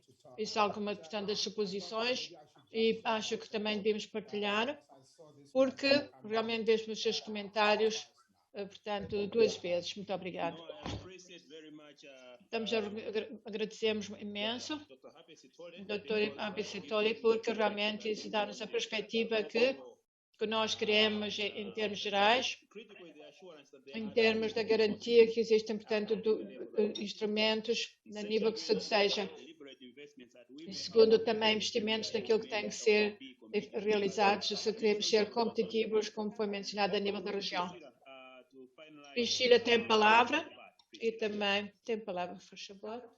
Sim, eu gostaria de responder à questão em termos, portanto, dados ao que estamos a ver, observar no Zimbábue, os desafios que estamos a ver em termos do trabalho que está a ser realizado, nós vemos que tivemos, portanto, uma seleção errada em termos de utilizar, portanto, leitores da universidade em vez de utilizarmos os estudantes, porque nós só, portanto, só tivemos a participação de um leitor que estava interessado, que também queria utilizar o HPC e também para ajudar os estudantes. Portanto, para o Zimbábue, nós, então, devíamos, portanto, o alvo devia ter sido os estudantes, porque mesmo para os leitores, realmente, em termos de se perceber o HPC, eles têm muita falta de conhecimento. Foi esse o problema grande em termos do HPC. Está a ser utilizado em termos a nível da academia, especialmente na indústria. Então, quando começaram agora, então, concentrar nessas companhias e também, em termos da nossa indústria, existe também uma lacuna em termos de conhecimento e também em termos de formação específica, em termos das companhias que utilizam também o HPC como uma forma de os educar e fazer com que eles também possam utilizar eventualmente o HPC, porque a grande parte das companhias não percebem exatamente como é que podem fazer a aplicação do HPC no seu trabalho. Então decidimos que também nos centros, para nós então entrarmos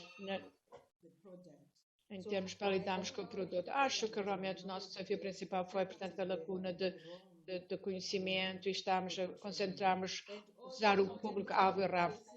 Também se ter acesso aos peritos a nível de HPC, os preços para os contratar eram um bocado elevados. Portanto, essas situações nas primeiras fases, que realmente também foi difícil para nós termos o acesso aos fundos para esses. Portanto, acho que também a nível deste training those lecturers as compared if we have trained the students. We all picked this during the training for National Student Cluster Competition. Some students are even opting to come to have attachment at HPC only just to understand the architecture, only for them to learn how to use HPC in their studies. So we have actually picked that we really need to take it seriously. That's when we decided to sit down with the principals at the universities to start to introduce a degree in HPC, even to introduce also a certificate which can run even for 2 weeks. So that was our problem. As for the diagram for the integration of the HPC and the data center, may I have your email? Then I can email you how it was integrated.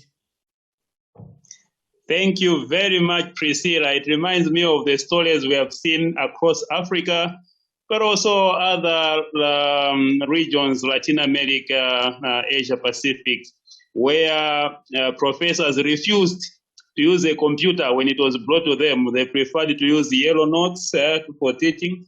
When the first IC integrated circuit was brought, they refused and they were teaching using transistors. When field programmable gate arrays, FPGAs came as computing, but even the single board computer, Raspberry Pi, they refused and opted for the other things. So yes, recusaram, sim, realmente temos que ser criativos e também achamos que realmente é uma linha curva de aprendizagem e também para partilharmos a nossa experiência para que efforts. The contacts, we all have been encouraged by Anneline that we submit our documentations to Anneline, but also to Edward. Email addresses have been given, Edward at sadc.int, but also Anneline.morgan at sadc.int international, Edward.lacate at sadc.int. All of us, and all supplementary documents to be submitted to them. But of course, Moshegwa, Dr. Moshegwa, you can have, is it Dr. Moshegwa or some Lesego from Botswana? You can actually request directly or from Priscilla to have what you'd like to see from her. Can we? Priscila tem a palavra agora.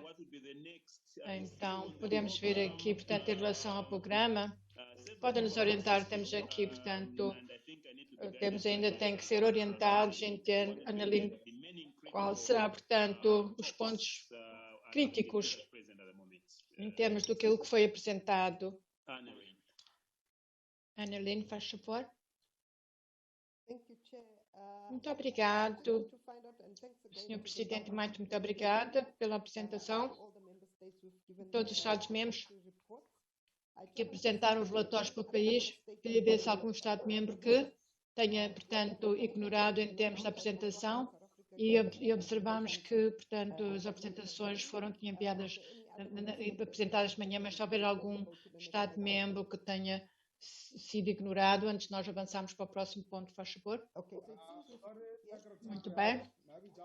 Talvez só para indicar que, como receberam uma mensagem de Moçambique, o professor Lorino não pode participar e também ainda está em Portugal, não tem ninguém que o pudesse auxiliar, portanto, devido ao transporte, está parado em Portugal, não conseguiu. Moçambique também pode partilhar a apresentação mais tarde por e-mail, depois nós vamos partilhar com todos os outros Estados-membros. E também nós registramos então que a apresentação que vai ser enviada de Moçambique por e-mail, que depois vai ser partilhado aos outros Estados-membros. Acho que realmente tivemos muito interesse em termos de apresentação e também vemos que, portanto, a lista dos países que foram apresentados e também podemos fazer uma recapitulação dos nomes e Botswana e também Lesotho, Zambia, Malawi e Zimbabwe. We are missing Tanzania. Sei que também estamos. They are participating, but I'm not sure if they do have a presentation. Tanzania. Temos a Tanzânia, faz favor. So we'll also reach out to Tanzania to send the presentation by email. At this point, Mr. Chair. Neste ponto, Sr. Presidente, nós estamos então a ter algumas dificuldades, mas nós então podemos continuar com a sessão, talvez tenha que sair às 3h30 para fazer parte de outra sessão através do Fórum das Ciências, mas vou pedir ao senhor para continuar, porque é importante realmente que nós não vamos, portanto, acelerar a reunião, mas sim abranger tudo. Portanto, temos que então ver, portanto, uma atualização só para nós então avançarmos para o próximo ponto. Edward? Thanks, Anneline and you, Chair. Edward, faz favor. Também. E também em termos de perspectiva geral, talvez mais tarde podemos então conjugar algo. Acho que também de Botswana também fizeram referência em termos de colegas da Zâmbia. Acho que também podem estabelecer aqui qual é a perspectiva geral. Também os outros Estados-membros também possam ver qual é que os outros Estados-membros estão a utilizar em termos de benefício e instituições. E mesmo que uma forma de apresentação, mas pelo menos possa-se fazer isso. Acho que realmente, em termos de outras agências, em que... Okay, thank you. Through the chat. Muito obrigada. AJ, can you take over? Yes, before they take over, I want to know who else... Antes disso, so that we program the time properly. We have the Sunland presentation. temos, portanto, a apresentação de Simon. Which ones? The cybersecurity, HPC... The Center of Excellence. Yeah, I'll give it just some few slides. I think it's about less than 5 slides, Chair. Acho que são mais ou menos 5 diapositivos. Em termos do estudo que foi efetuado com uma forma de nós podermos partilhar informação ao grupo. Vai ser efetuado pelo Edward? Não. You have the floor, and I'll let you proceed, Anneline. You said help us, you move out, but you come back. Yeah. Thank you. Good afternoon, everyone. Boa tarde a todos. Sou AJ Macken de Sanrem. Eu só vou então apresentar aqui rapidamente uma atualização sobre o Sadc NREN. Só queria confirmar, pudessem confirmar se faz saber que conseguem. Sim, confirmamos. Muito obrigado. Então, primeiramente, na África do Sul, nós temos 2 entidades que consistem, portanto, o MREN da África do Sul, são, portanto, nós, que é o SENREN e NICIS, e também TENET, e também em termos de equipa de trabalho, e também, em resumo, SENREN, como parte do NICIS, também criou, portanto, a rede de trabalho e serviços avançados, e o TENET também operacionaliza e faz a manutenção também para estes serviços, e são representantes para, em termos da União da África do Sul, e também o Ubuntu Net Align. Então, já explicamos aqui o NERS, que é, portanto, National Research Indication into redes de trabalho de educação, e também colocamos aqui o diapositivo, mas dentro dos objetivos estratégicos, tem estes aqui, os específicos para proporcionar, portanto, as funções em renda, que estamos aqui para que também podem consultar quando a apresentação forem disponibilizadas.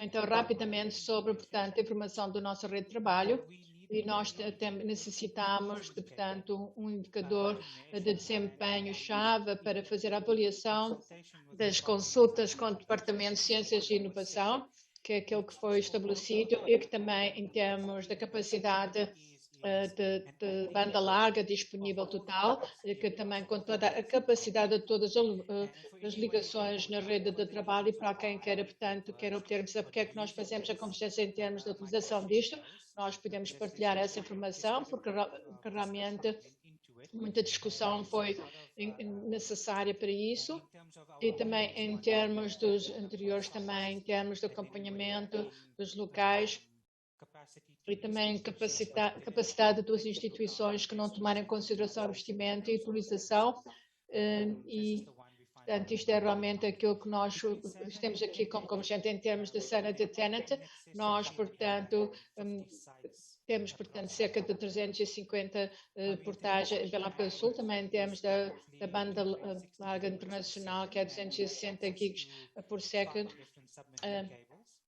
e também, portanto, temos que fazer uma ligação em termos nas cidades principais, e também nas cidades nós temos áreas da área metropolitana. Também temos aqui alguns diapositivos para vos dar um pouco mais da perspectiva, que realmente são os que geralmente têm, que também temos aqui do Porto Elizabeth também.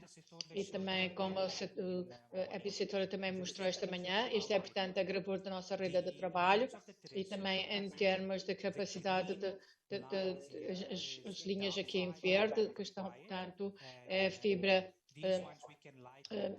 que realmente que escura a dark fiber que foi aplicável. E onde nós não conseguimos, portanto, obter o dark fiber, nós estamos então a utilizar, portanto, outras que estão aqui laranjado, castanho, que também estão os que estão a ser implementados de momento e que também vão ter inicialmente 100 gigas e os outros, em termos de nossas ligações regionais, estão a ser, portanto, a nível do KwaZulu-Natal, província, portanto, a nível do norte, do Cabo e KwaZulu-Natal, e como também mencionou, também não há infraestrutura no caso, portanto, SKA, e estamos a criar aqui uma ligação Dark Fiber de Tonava até Oeste, e que depois vai então optimizar, portanto, a mesma ligação de Dark Fiber até Capital. Temos aqui também, em termos desses WACS, são os cabos que também vêm aqui de frente de Moneto de Miami. Estamos aqui uma gravura para ver aqui, portanto, na parte até Amsterdã, aqui vamos ao outro lado, vai para Londres, e daqui aqui no XSX vai até, portanto, Miami. E nós então, portanto, temos aqui um diagrama em termos da rede de trabalho metropolitana e também que nas áreas metropolitanas, e também nós vemos então, como foi indicado, Cape Town, Port Elizabeth e também Joanesburgo. Estes mapas também estão disponíveis também na internet, como se quiserem mais informação. Portanto, ainda nós temos um mapa que, em tempo real, que realmente demonstra ligações em termos de atualização. O verde é que realmente faz referência a que, em termos da sua atualização, tem aqui limites e que também o vermelho é que também está aqui, por alguma razão não está a funcionar. Muitas vezes é tipo, portanto, de trabalho de construção que tenha afetado negativamente a fibra. Se analisarmos mais a nível do zoom, se concentrarmos e ampliarmos a gravura e vamos entrar então a nível de cidades, então vemos como é que realmente os locais estão, os portais, não é como as fibras estão a ser colocadas, mas é só realmente pontos entre os portais para vos dar um conceito. Em termos, portanto, dos projetos principais que de momento estamos a trabalhar, como eu tinha mencionado, nós não conseguimos fazer, portanto, aquisição de dark fiber, nós estamos, portanto, a ultrapassar estas questões através de outros circuitos e como parte do projeto, que também nós também estamos a prestar apoio à ligação em termos de educação e também em termos de que nós também estamos a tentar fazer com que esse tráfego também possa funcionar e onde nós temos, portanto, em que os contratos estejam a funcionar e que também já à medida que eles vão deixar de ter validade, estão a ser renovados, para nós fazermos conexão com as ligações que nós temos e também ligações também com, portanto, o Sadc Launch Telescope, que é do telescópio enorme grande da África do Sul, que também através desse processo. O que nós também estamos a fazer em relação ao progresso, identificar o progresso dentro da nossa Constituição, também temos uma página no nosso portal, em que a nossa Constituição também possa analisar o progresso alcançado e também os estados de implementação de alto nível daquilo que está a ser construído, que está a ser realizado com algumas atualizações. E depois, em termos de alguns dos serviços de maior importância, se nós também já discutimos anteriormente no programa, nós também tivemos então, portanto, federação, identificação e também a Sadc também foram depois transferidos para os serviços de produção e também temos, portanto, uma equipa de resposta, de reforço de desempenho, uma equipa também para lidar com quaisquer constrangimentos a nível da rede de trabalho, em que às vezes haja dificuldade de transferência de dados e esta equipa realmente tenta ajudar a ultrapassar essas questões e a proporcionar também os serviços através da nossa também o sistema de serviços de transferência node de dados e que também, portanto, há uma transferência em gigabytes dependendo do tamanho e esse extremamente está em 10 gigas, que os 10 gigas está aqui em falta. E também a equipa também está a trabalhar também uma atualização, portanto, do hardware que também faz parte do sistema. esteja em posição de também de apoiar o hardware e também do software que utiliza. Nós utilizamos também o Globus.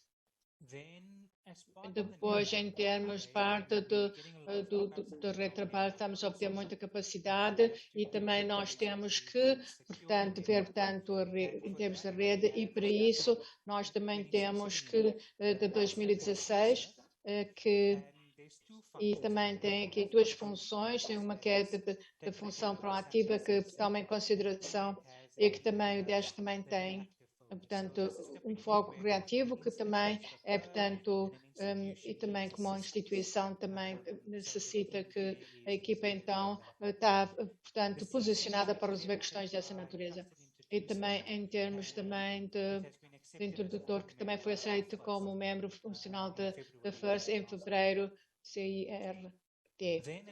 E depois como parte, portanto, do SCD e também sendo também faz parte do desafio de segurança cibernética anual e o evento este ano ocorreu nesta última semana e também foi muito gratificante ver, portanto, a participação das universidades da Sadc que fizeram parte da competição e também os vencedores vão ser notificados amanhã portanto, na gala da atribuição de prémios. Em termos dos planos futuros, tem também o apoio para a digitalização do nosso ambiente do ensino superior com a pandemia.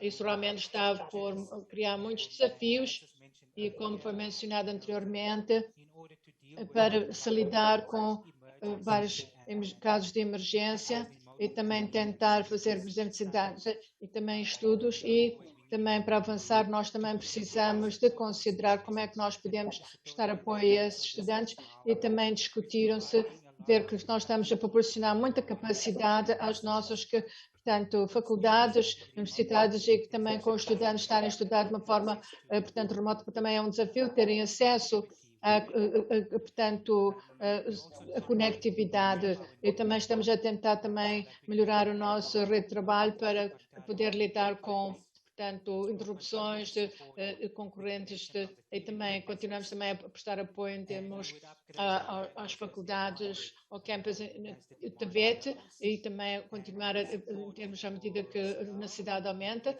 e também apoiar o Sarata também, SKE também que à medida que necessita em termos de necessidades de banda larga e também para prestar apoio sempre que for possível. Alguns dos campos estão um pouco posições e as infraestruturas são poucas. E Sanram também obtém a sua infraestrutura à medida que, portanto, a pegada do mercado aumenta e que nos permite alcançar essas ligações. Era só tudo que eu tinha para dizer, mas estou disponível para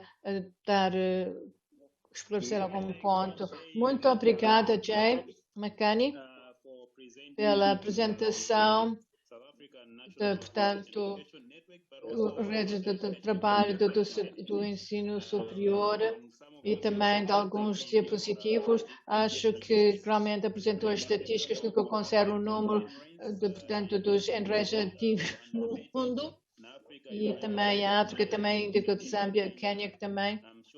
E também tenho a certeza que a Zâmbia e Tanzânia, Malawi e também os outros também eventualmente vão ter seus estados. Vemos que a Zâmbia também já tem, portanto, já levantou a sua pedido de intervenção. E também, também só queria ver aqui para, em termos da apresentação, para indicar que não vão, é para benefícios e também, portanto, vão em termos das instituições e na linguagem, que, portanto,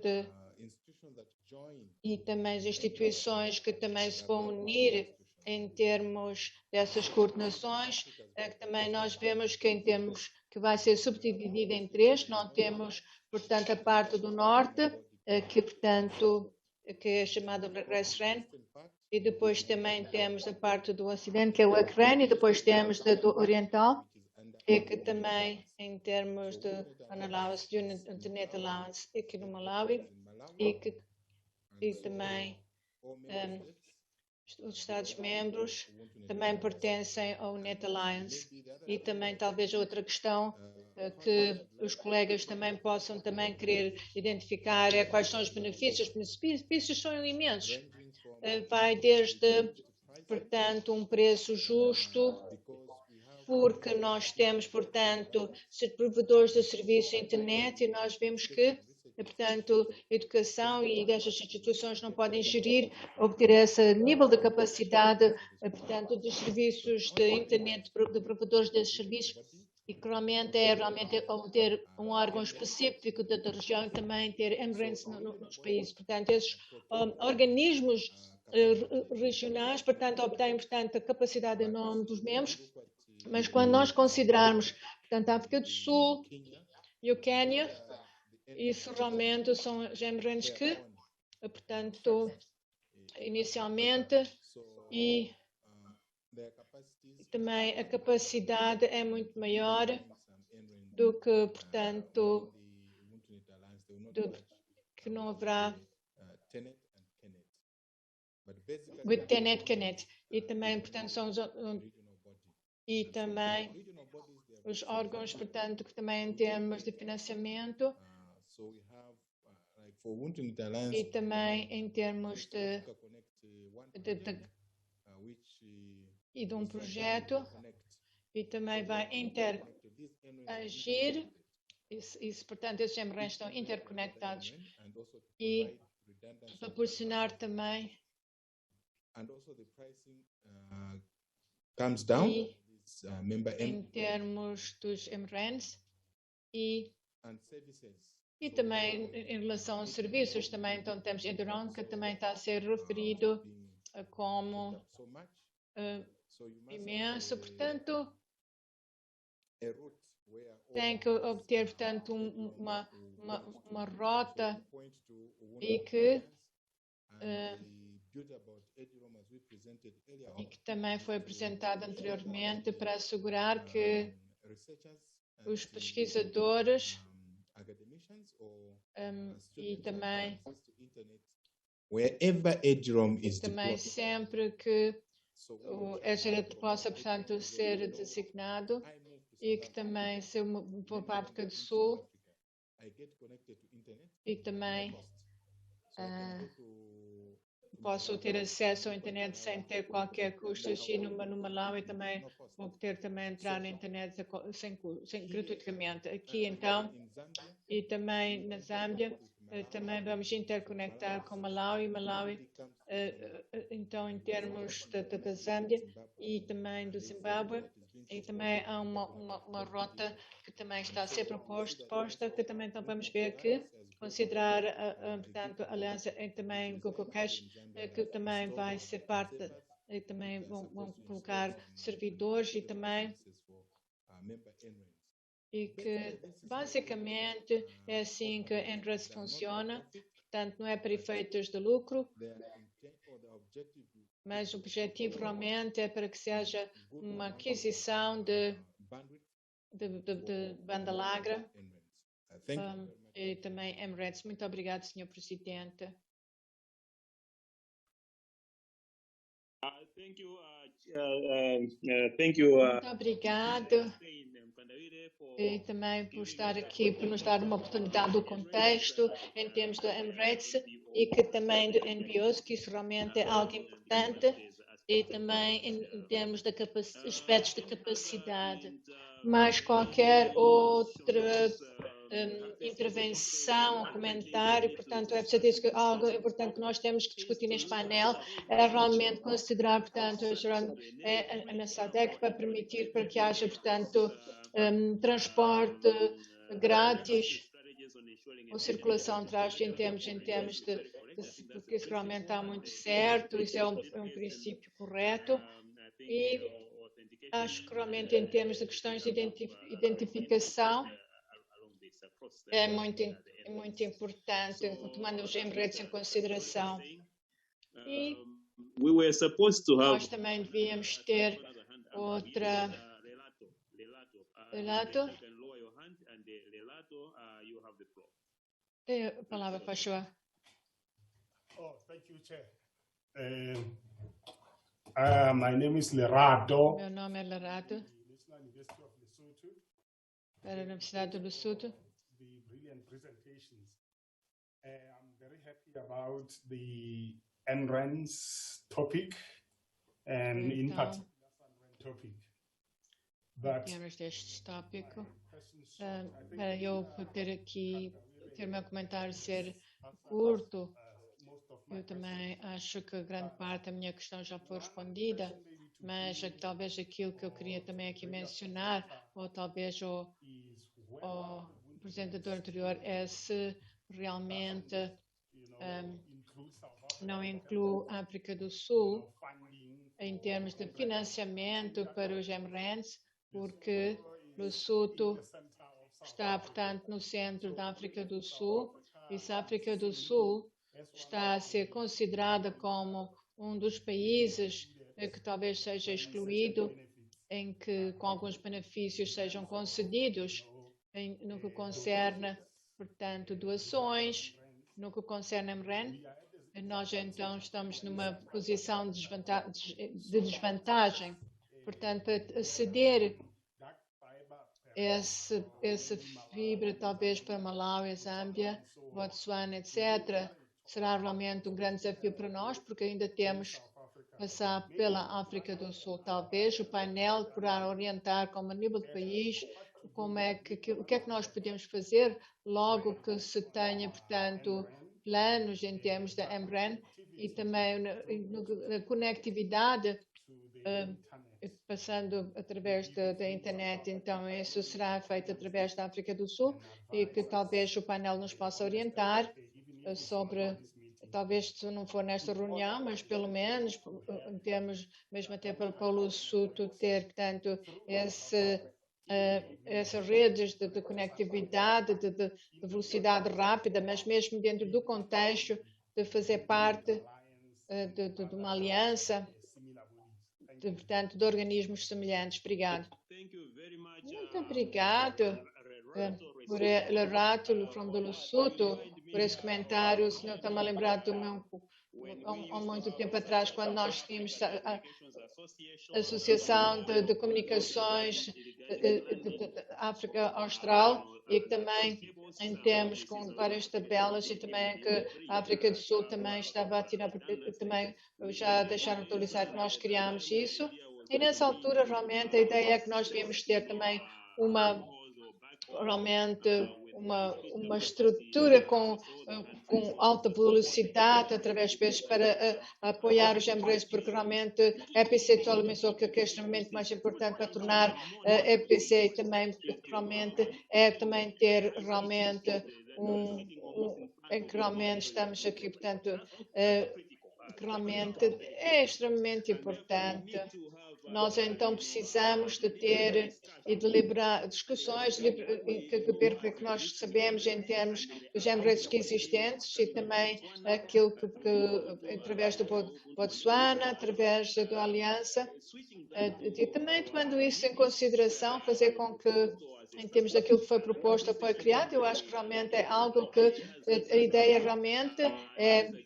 Também, a Jé também levantou a mão, portanto, pode fazer o favor de lidar com isto. Muitíssimo obrigado por esses comentários e também de ter fazendo, portanto, de 1 giga por 100 para 100 foi realmente muito interessante. Isso realmente está a ser muito elucidativo.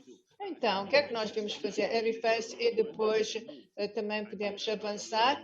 E Lorato pode também deixar de pedir intervenção. Sim, tem palavra, por favor. Só para responder talvez a questão que Lorato também levantou, acho que uma das questões importantes que o Lesotho pode fazer é realmente também contactar o Ubuntu Alliance e umas questões que devem indicar é que devem fazer parte dos projetos de África no processo em curso que estão também incluídos, mas também estarem no centro, portanto, estar dentro da África do Sul, no centro da África do Sul, de certa forma é uma vantagem, porque eles também podem falar, portanto, com o TNEC e também o TNEC também possa possivelmente proporcionar uma ligação a um custo reduzido para começarem. Talvez seja essa uma das soluções para considerarmos.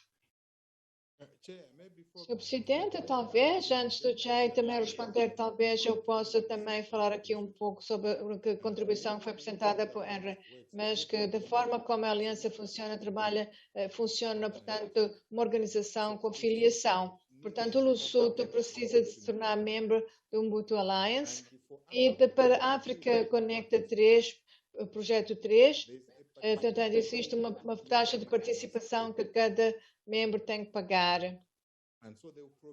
E assim eles vão obter, portanto, em nome desse, portanto, vão ficar conectados. Né? Portanto, o Rato não precisa de se preocupar, só tem que portanto, fazer parte. O Ubuntu Net Alliance vai adicionar aos membros que também querem participar.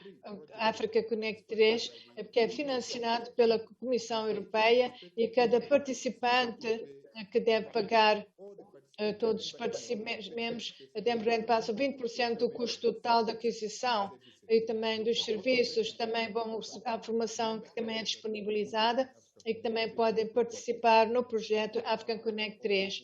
E também o que é mais importante é a participação das mulheres, que também está, portanto, a ser tão afetada, portanto, é algo extremamente importante, portanto, estamos muito, portanto, queremos que tenham entrar em contato com o Netherlands para se tornar membro, e também o Botsuana, e também Zimbabwe, e porque realmente tem 2 emirates, que agora deixaram, agora só tem um emirate. E, portanto, que é membro do Alliance, o Rato pode fazer parte, é a responsabilidade do Ubuntu Alliance de, portanto, obter os circuitos que vão ao Lesotho a custo mais barato. Muito obrigado. Isso realmente tendo em consideração que cada sede, e portanto foi por isso que estava a indicar que são blocos de conectividade que realmente nós temos realmente o Ubuntu a acontecer. Sim, vejo aqui um pedido de intervenção do Lesotho e também, portanto, é um novo. Muito obrigado. Eu, portanto, estou aqui e estamos a ter aqui um seguimento para... Eu só quero saber, por favor, nos oriente em termos do Ministério da Comunicação ou da STIC, portanto, onde é que nós podemos ter, portanto, acho que podemos trabalhar para ter acesso à rede de trabalho. Portanto, eu preciso de orientação sobre isso. Como é que eu posso, portanto, Stan, pode ter portanto, uma consulta lateral para ajudar o Lesotho? Sim, sim, não há problema qualquer nenhum. Acho que também pode obter o meu e-mail do Edith e também, se estiver confortável, também o meu número de telefone que está no WhatsApp. E, fantástico, vamos fazer isso. Lesotho está em boas mãos. Henry, então também tens o pedido de intervenção? Just forgot to lower it. Okay, so that is lowered. Jay, do you have last? Também tem aqui, nós temos aqui para responder. Thank you, Chair. Muito bem.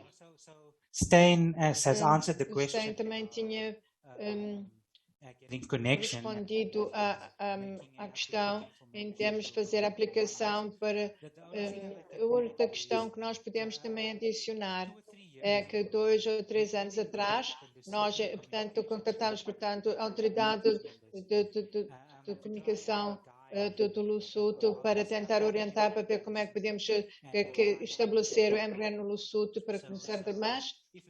Se Lerato pudesse algum desses contactos e essa antecedência, eu estou disposto a disponibilizar toda a informação. Muito obrigado. Yes, thank you. Sim, obrigado. Acho que, portanto, já, Anneline, realmente isto foi realmente um envolvimento muito interessante. Agora podemos avançar para o último, o Anneline. Anneline está de volta? I never left you, Chair. Não disse, estou aqui. Ainda estou aqui. All right, okay. Bem. Connected to the other meeting, but estou ligada a outra reunião, mas I'm here. Eu estou aqui. Portanto, eu posso, só partilhar e agradecer à AG pela apresentação que nós estamos a tentar fazer, é que nós não vamos concentrar só na atualização, mas em termos do quadro de infraestrutura e para incluir também a criação da MREM, e que também estamos a apoiar e ver como é que nós podemos prestar apoio aos Estados-membros na criação do MREN. E muito obrigado por também fazer essa contribuição, mas proporcionamos também o sistema através do Ubuntu Net Alliance e também partilhar com informação que realmente para se aderir ao Ubuntu Net Alliance é gratuitamente ou é uma taxa? Por favor, vamos responder a essa questão, por favor, Henry.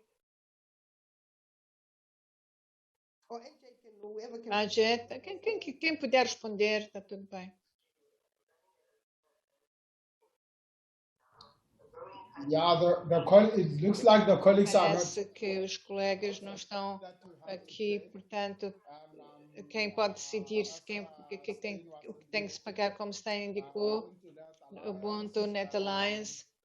The person who was. A pessoa que, em termos o CEO, portanto, está sediado no Malau, acho que também de momento está em transição, mas toda essa informação é disponibilizada aos Estados-membros em relação a essa questão. Sim, eu posso confirmar que, portanto, a sede, em termos com o edifício também de Malawi, o diretor-geral também de Malawi também está, até o fim deste mês, vai ser transferido, mas acho que depois também existem 20% de taxa contributória para, portanto, de adesão, mas o facto é que vimos realmente que houve uma redução, portanto, de custos megabytes por segundos, devido às discussões, porque uma redução de cerca de 10% ou mais, portanto, a $8.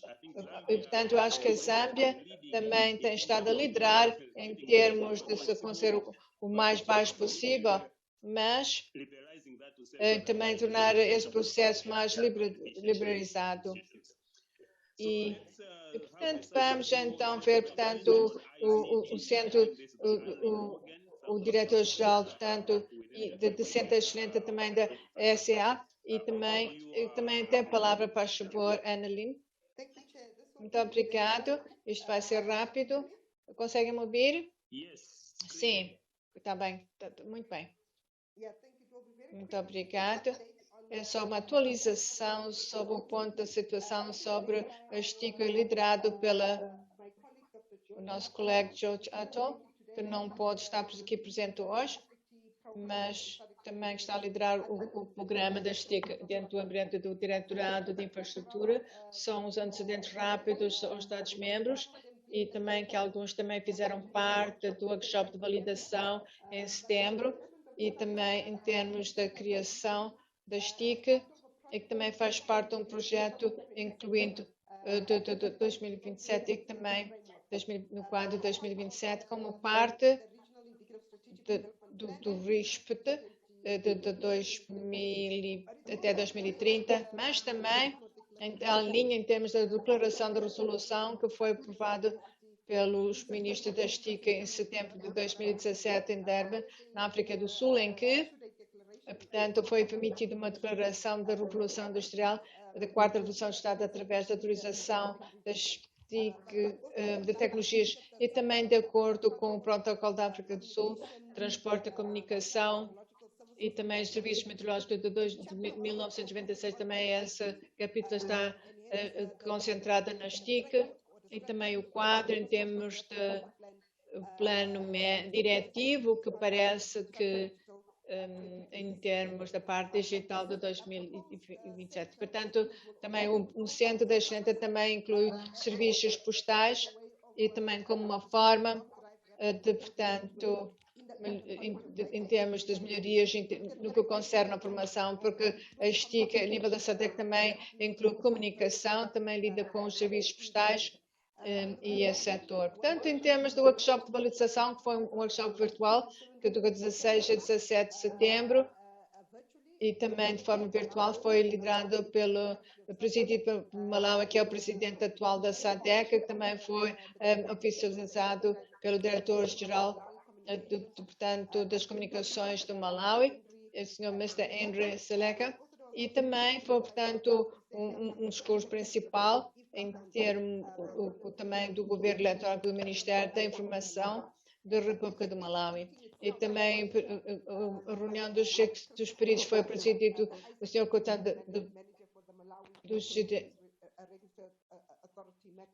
da autoridade MECRA, e que também podemos ver que o secretário principal destacou a necessidade a nível em termos de melhorar o nível de produtividade da SADC a nível económico para a região, e que também teve mais 138 delegados, porque foi feito a nível virtual a representação de 34 presidentes também Estados-membros que também participaram. Não vou ler, porque vamos partilhar a apresentação. Também temos a agência do organismo, que é da STIC, e também a agência de implementação da STIC, nomeadamente em termos da Associação da África Austral, CAFTA, e também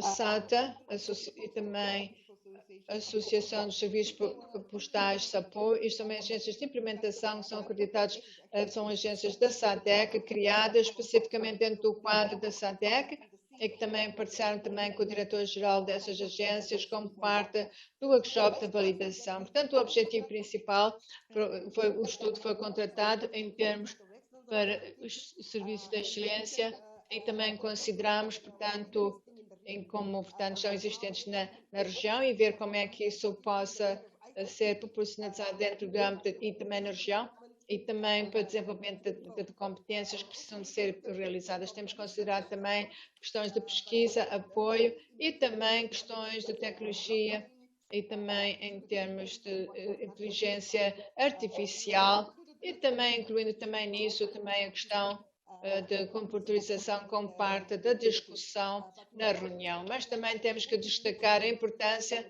portanto, das questões das atividades ciências e inovação, e também a nível do setor. Isso também precisa estar interligado ao trabalho que estes comitês estão a desempenhar em termos do setor, que também em grande parte em termos de comunicação, e que precisam também estar interligadas ao sistema Ministério de Ciências e Tecnologia, através que também haja.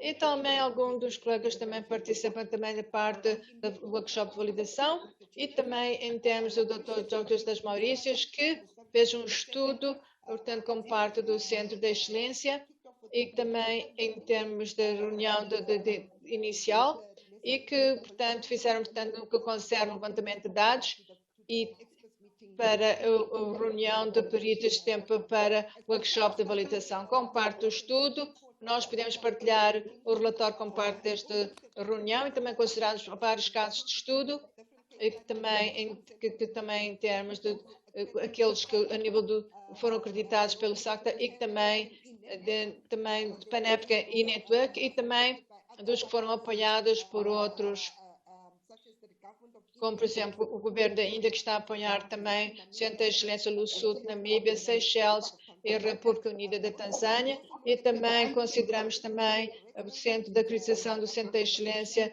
portanto, das Maurícias, e também o Centro de Excelência na África do Sul e Botsuana através da Victory CIS e também em termos de uma instituição, em termos do SEM, de contingência, para parte dos estudos que foram considerados, parte do estudo fazem parte do relatório. Portanto, algumas recomendações que foram apresentadas através do estudo do consultor, ou duas opções, ou considerar, portanto, uma abordagem de hub, de um grupo. Focus areas be obviously on ICT regulation, cybersecurity, digital literacy, professional ICT certifications, educational instructional technologies, Internet of Things, big data, and then AI, blockchain technology. And I think as part of that, we had also included high performance computing to be added as part of the focus areas. And then as part of the report, the consultant looked at the whole issue of the ICT value chain as part of the center of excellence that needs to be established. So those were the two alternatives that looked at an independent, fully fledged ICT center of excellence hub host in an existing institution in one of the member states. So, for example, if you take, for example, the Center for High Performance Computing, which could be designated as the hub for the Center of Excellence, or being the center in Namibia through the Center of Excellence in Namibia. So those are the different options. I'm just giving those as examples. The other option was an ICT Center of Excellence hub as a division under the Sadc Virtual University of Transformation. The Sadc Virtual University of Transformation is still in an inception phase. They are still developing the university. It's not yet taken off. So that was the other alternative, to look at it as a hub as part of the Sadc University of Transformation, which is currently being developed. And then it looked at some of the criteria should be in terms of the most responsive, in terms of speed and formulation, execution of plans, less costly to implement. It should also have a less bureaucratic structure. This was in terms of the governance structure, but it must also be inclusive in terms of member states and Sadc Secretariat and various related initiatives. Some of the considerations that came out of the experts validation meeting was the issue of the need to do a comprehensive ICT skills gap analysis so that the ICT will act as an enabler towards an inclusive society, preventing the digital divide and promoting social and economic development. And some of the other areas was around the Sadc Regional ICT Center of Excellence to incorporate aspects such as entrepreneurship to be offered, for example, looking at small and micro enterprises. So these are just some, but there are many of them that are listed in the report. I've just uplifted some of the considerations. Thank you, Chair. That was just a quick update, but also to share with member states. We can share the report from the validation meeting. Thank you, Chair. Many thanks for this great report. ICT Center of Excellence proposition for the Sadc region. And this is awesome. I think I'll just open up for any possible comments from member states on this. She has rightly said that this must work hand in hand with this community on cyber infrastructure because of the intertwining. We already saw that the cyber infrastructure framework was approved by the ministers responsible for ICTs and communications previously. Comments, questions on this? Are we tired? It looks like numbers are dwindling from 70 to 47, but also that there are no more interventions. What's the next? Maybe, Anneline, this could be that is taken note of. And then maybe we could have, if they are, okay, I see a message. Quite a detailed report. So that's from Fungai Bunu Shava. Thank you for that. Yeah, very detailed report. Yes. Anything else from the program after this report and entrance? I do not see any other commitments regarding presentations. Are there presenters who have been notified and ready There's Jabu Mutsweni, Kate Hile, Dr. Bing, Prof. Regina Mapanga, Mr. Temba Ngobeni, and then Prof. Maro Mora. Chair, maybe on that one, that is now in the main conference. Okay. Not part of this conference. Yeah. Okay. So the colleagues will go back to the lobby of the main conference, and after this, exactly at 16:30, we have got a keynote that is coming. So we will have to maybe wrap up so that we can go and join the lobby and move to those other presentations. Thank you, Chair. All right. So wait a minute. So for the keynote address, it's coming. My time here is 16:11. Is it at 16:30 in like 29 minutes or in 19 minutes, or it is at the 17:30? How many minutes do we have? Yeah. 16:30, so it's 16:30. Okay. So it's the same time zone with South Africa. So we just have a break as we go to the lobby or join those ones. Within 19 minutes, we have to be back here. I will not log out. I think I will remain here and see that we have the keynote address, and that will conclude our session for today. Correct? That is correct, Chair, and I can encourage member states to attend both keynotes that are coming. The one by Dr. Kate Kehi, she comes from University of Chicago, and she will be talking about the chameleon. As we can see, is the design of the clouds. And since we are interested in the design of the clouds and the tools, that will be a very interesting presentation to attend. The next keynote, the one by Jabu Mutsweni, and also I think is Jabu Mutsweni, and Ashwell Jenica.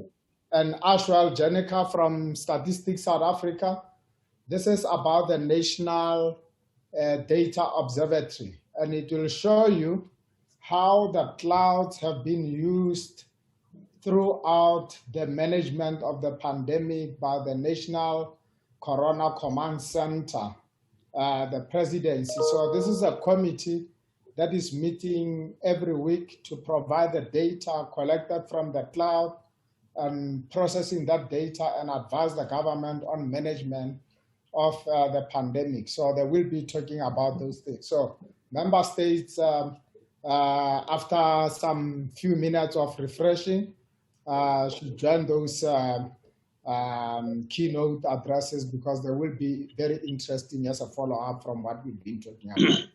Thank you, Chair. And is it this same link that will be having the keynote, or they will be migrated to another? You go into the main conference site.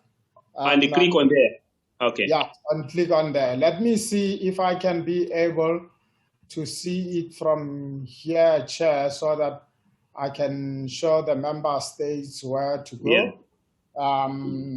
If I can just share my desktop screen. Here. Yeah. Is here. Can you see my screen?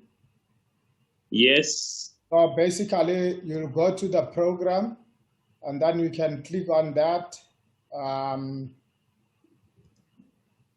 Where is the one that I want? It's for Thursday. Yeah, today from 16:30. Yeah. So this is the one that we need.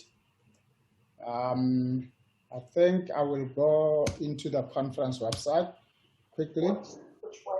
And we'll go into the agenda.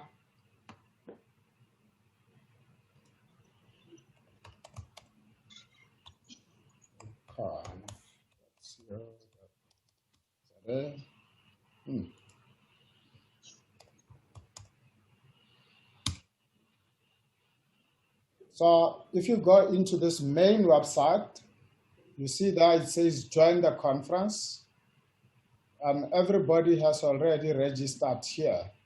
So in join the conference, it will be giving you this. So you can go to the program, and once you are in the program, you can go and highlight on the program of today is this one. So these are the ones which are left.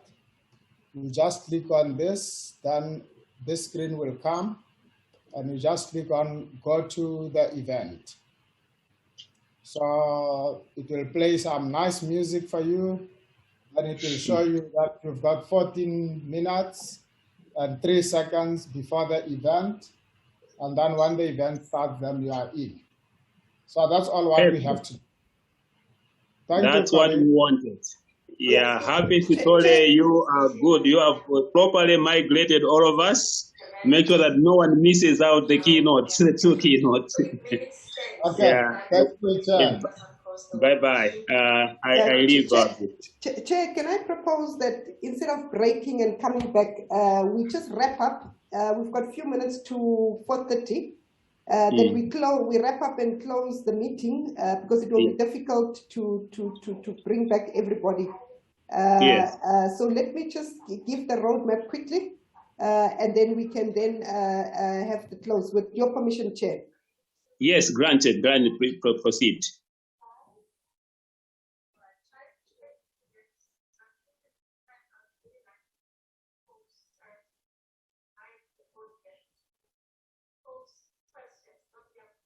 Okay, so can you see my screen? Yes, perfect. Okay, so just to do the quick, my slides can move, yeah. So we had, if you look at the framework, Chair, that was adopted by the ministers, as part of the framework, there's a governance structure, a very elaborative governance structure that we have started to operationalize. And one of that is, for example, the setting up of the steering committee and the subcommittees. We've succeeded in setting up the various experts working groups, for example, as shown in the framework itself. What we have not yet done is to convene as a steering committee based on the representation of the various working groups. So I think that's something we need to fast track in the new year under your chairmanship, Chair.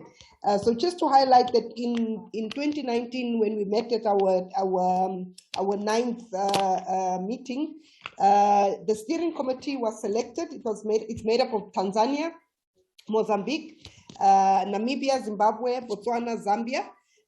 And these are the chairpersons who are representing the various working groups. For example, the working group on human capital development, that's HDC. It's led by Namibia, supported by Lesotho and Zimbabwe. The working group on research data is led by Botswana, supported by South Africa and Namibia, Mozambique and Tanzania. And then the infrastructure working group is led by South Africa, supported by Mozambique, Zambia, Lesotho, Tanzania. And the research and development and innovation working group is Zimbabwe, led by Zimbabwe, supported by Tanzania, Botswana, Mozambique, Namibia, and Zambia. And obviously, because Malawi has not been participating in the various committees, we are happy, Chair, that you select which working group you'd like to participate in. It can be more than one, where Malawi can be participating in those working groups. And I think as the new chair of Sadc, we'll have to include Malawi as part of the steering committee because we said we will follow the Sadc Troika system of the steering committee. The steering committee, it's 7 members. The working group, we said a minimum of 3 members, but it can be more. And then the steering committee will sit for and be rotational on a 3-year basis. So after 3 years, we will rotate and have new members in the steering committee. And the steering committee, through the working groups, need to develop what we call work plan of activities on the various focus areas, which is those highlighted there. And I think we just need to fast track this because of COVID that hit in 2020. We're not really able to convene these working groups, but I think under your leadership, Chair, we'll have to convene the working groups. Some of the actions and recommendations from this meeting, which I've tried to put together, is that we thank all countries for the presentations. And we encourage you to please email the presentations to myself and Edward. But we did design a template which we adopted also in 2019. So we'll send to all countries also to populate the template, and we'll give you till next year March as the cutoff, but obviously earlier, because these are, we want to then prepare the report for the ministers, because every year we need to formulate the report for the ministers. And then also we need to finalize the terms of reference for the steering committee. That should be March 2022. I can just correct it quickly.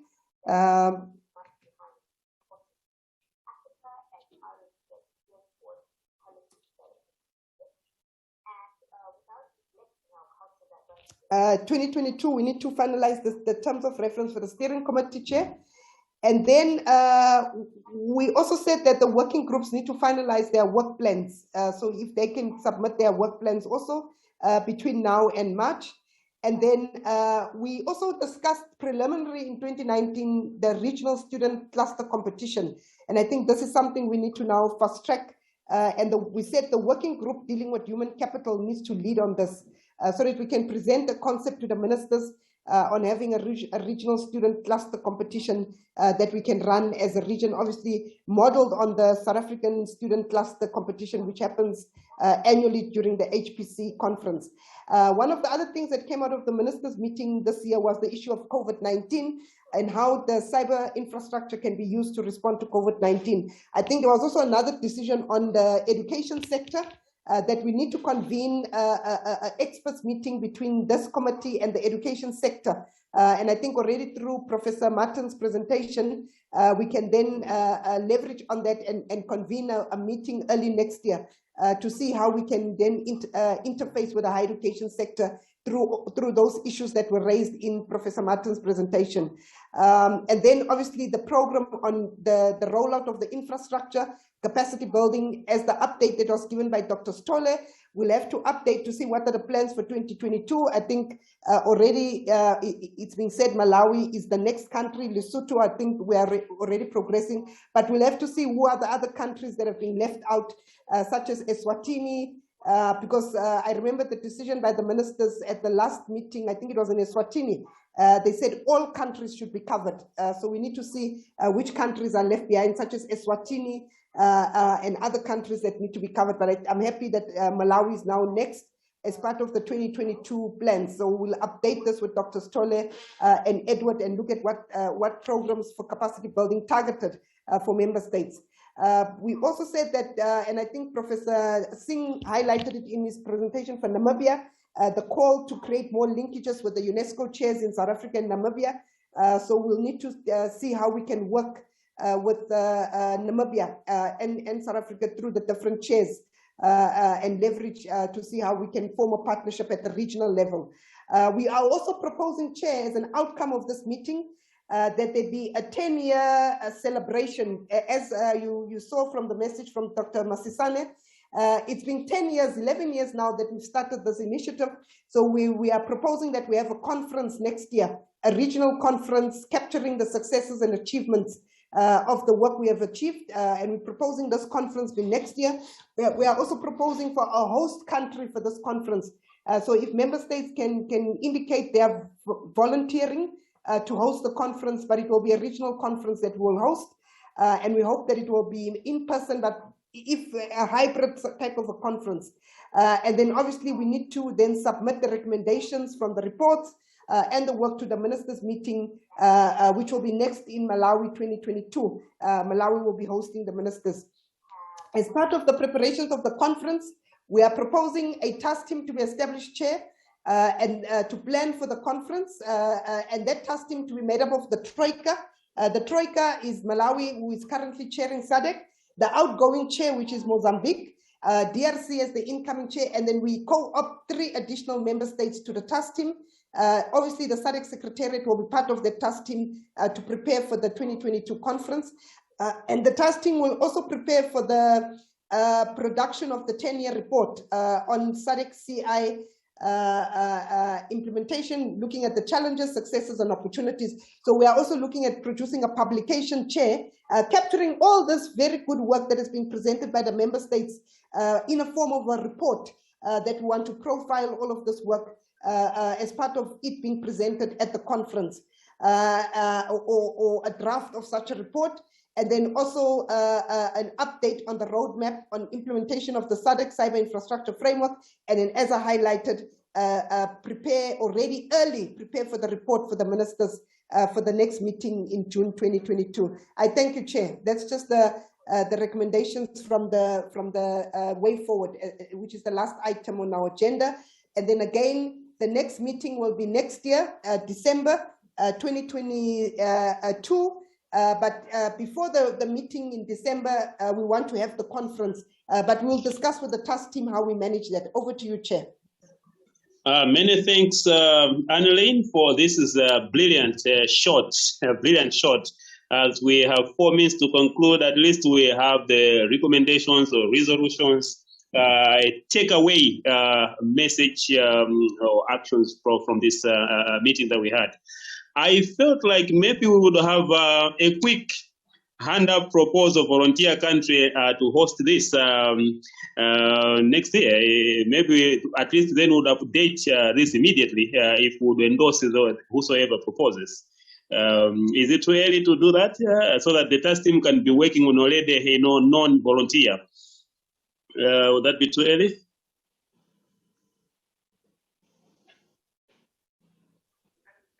Sorry, Chair, can you repeat that?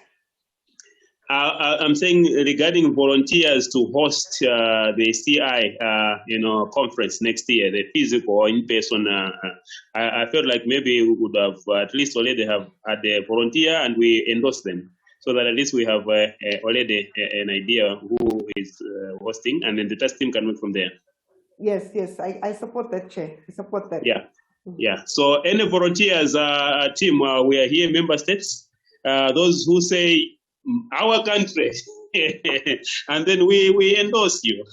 Yeah. Any proposals for an in-person conference on CI to celebrate the work of the past 10 years since 2012, 2011, thereabout? No volunteers. Oh my God. You don't want us to visit your country. Malawi will be hosting the ministerial one in June. But obviously for the conference, we need another member states. All your beautiful countries, propose them and we endorse you.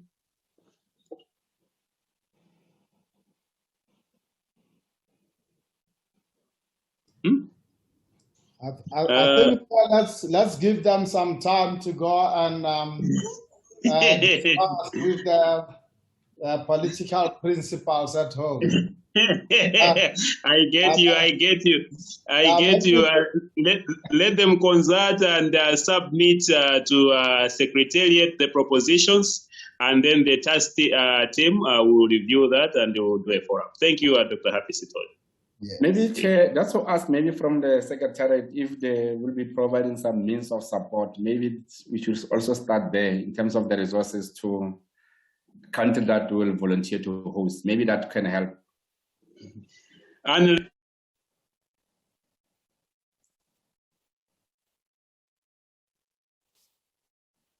oh, sorry, Chair, you mute yourself. Yeah. Oh, yes, Anneline, I was giving the floor to Anneline. Is there any inducement or lubricant to support acceleration of volunteering to host such a conference? That's a question from Edward. All right.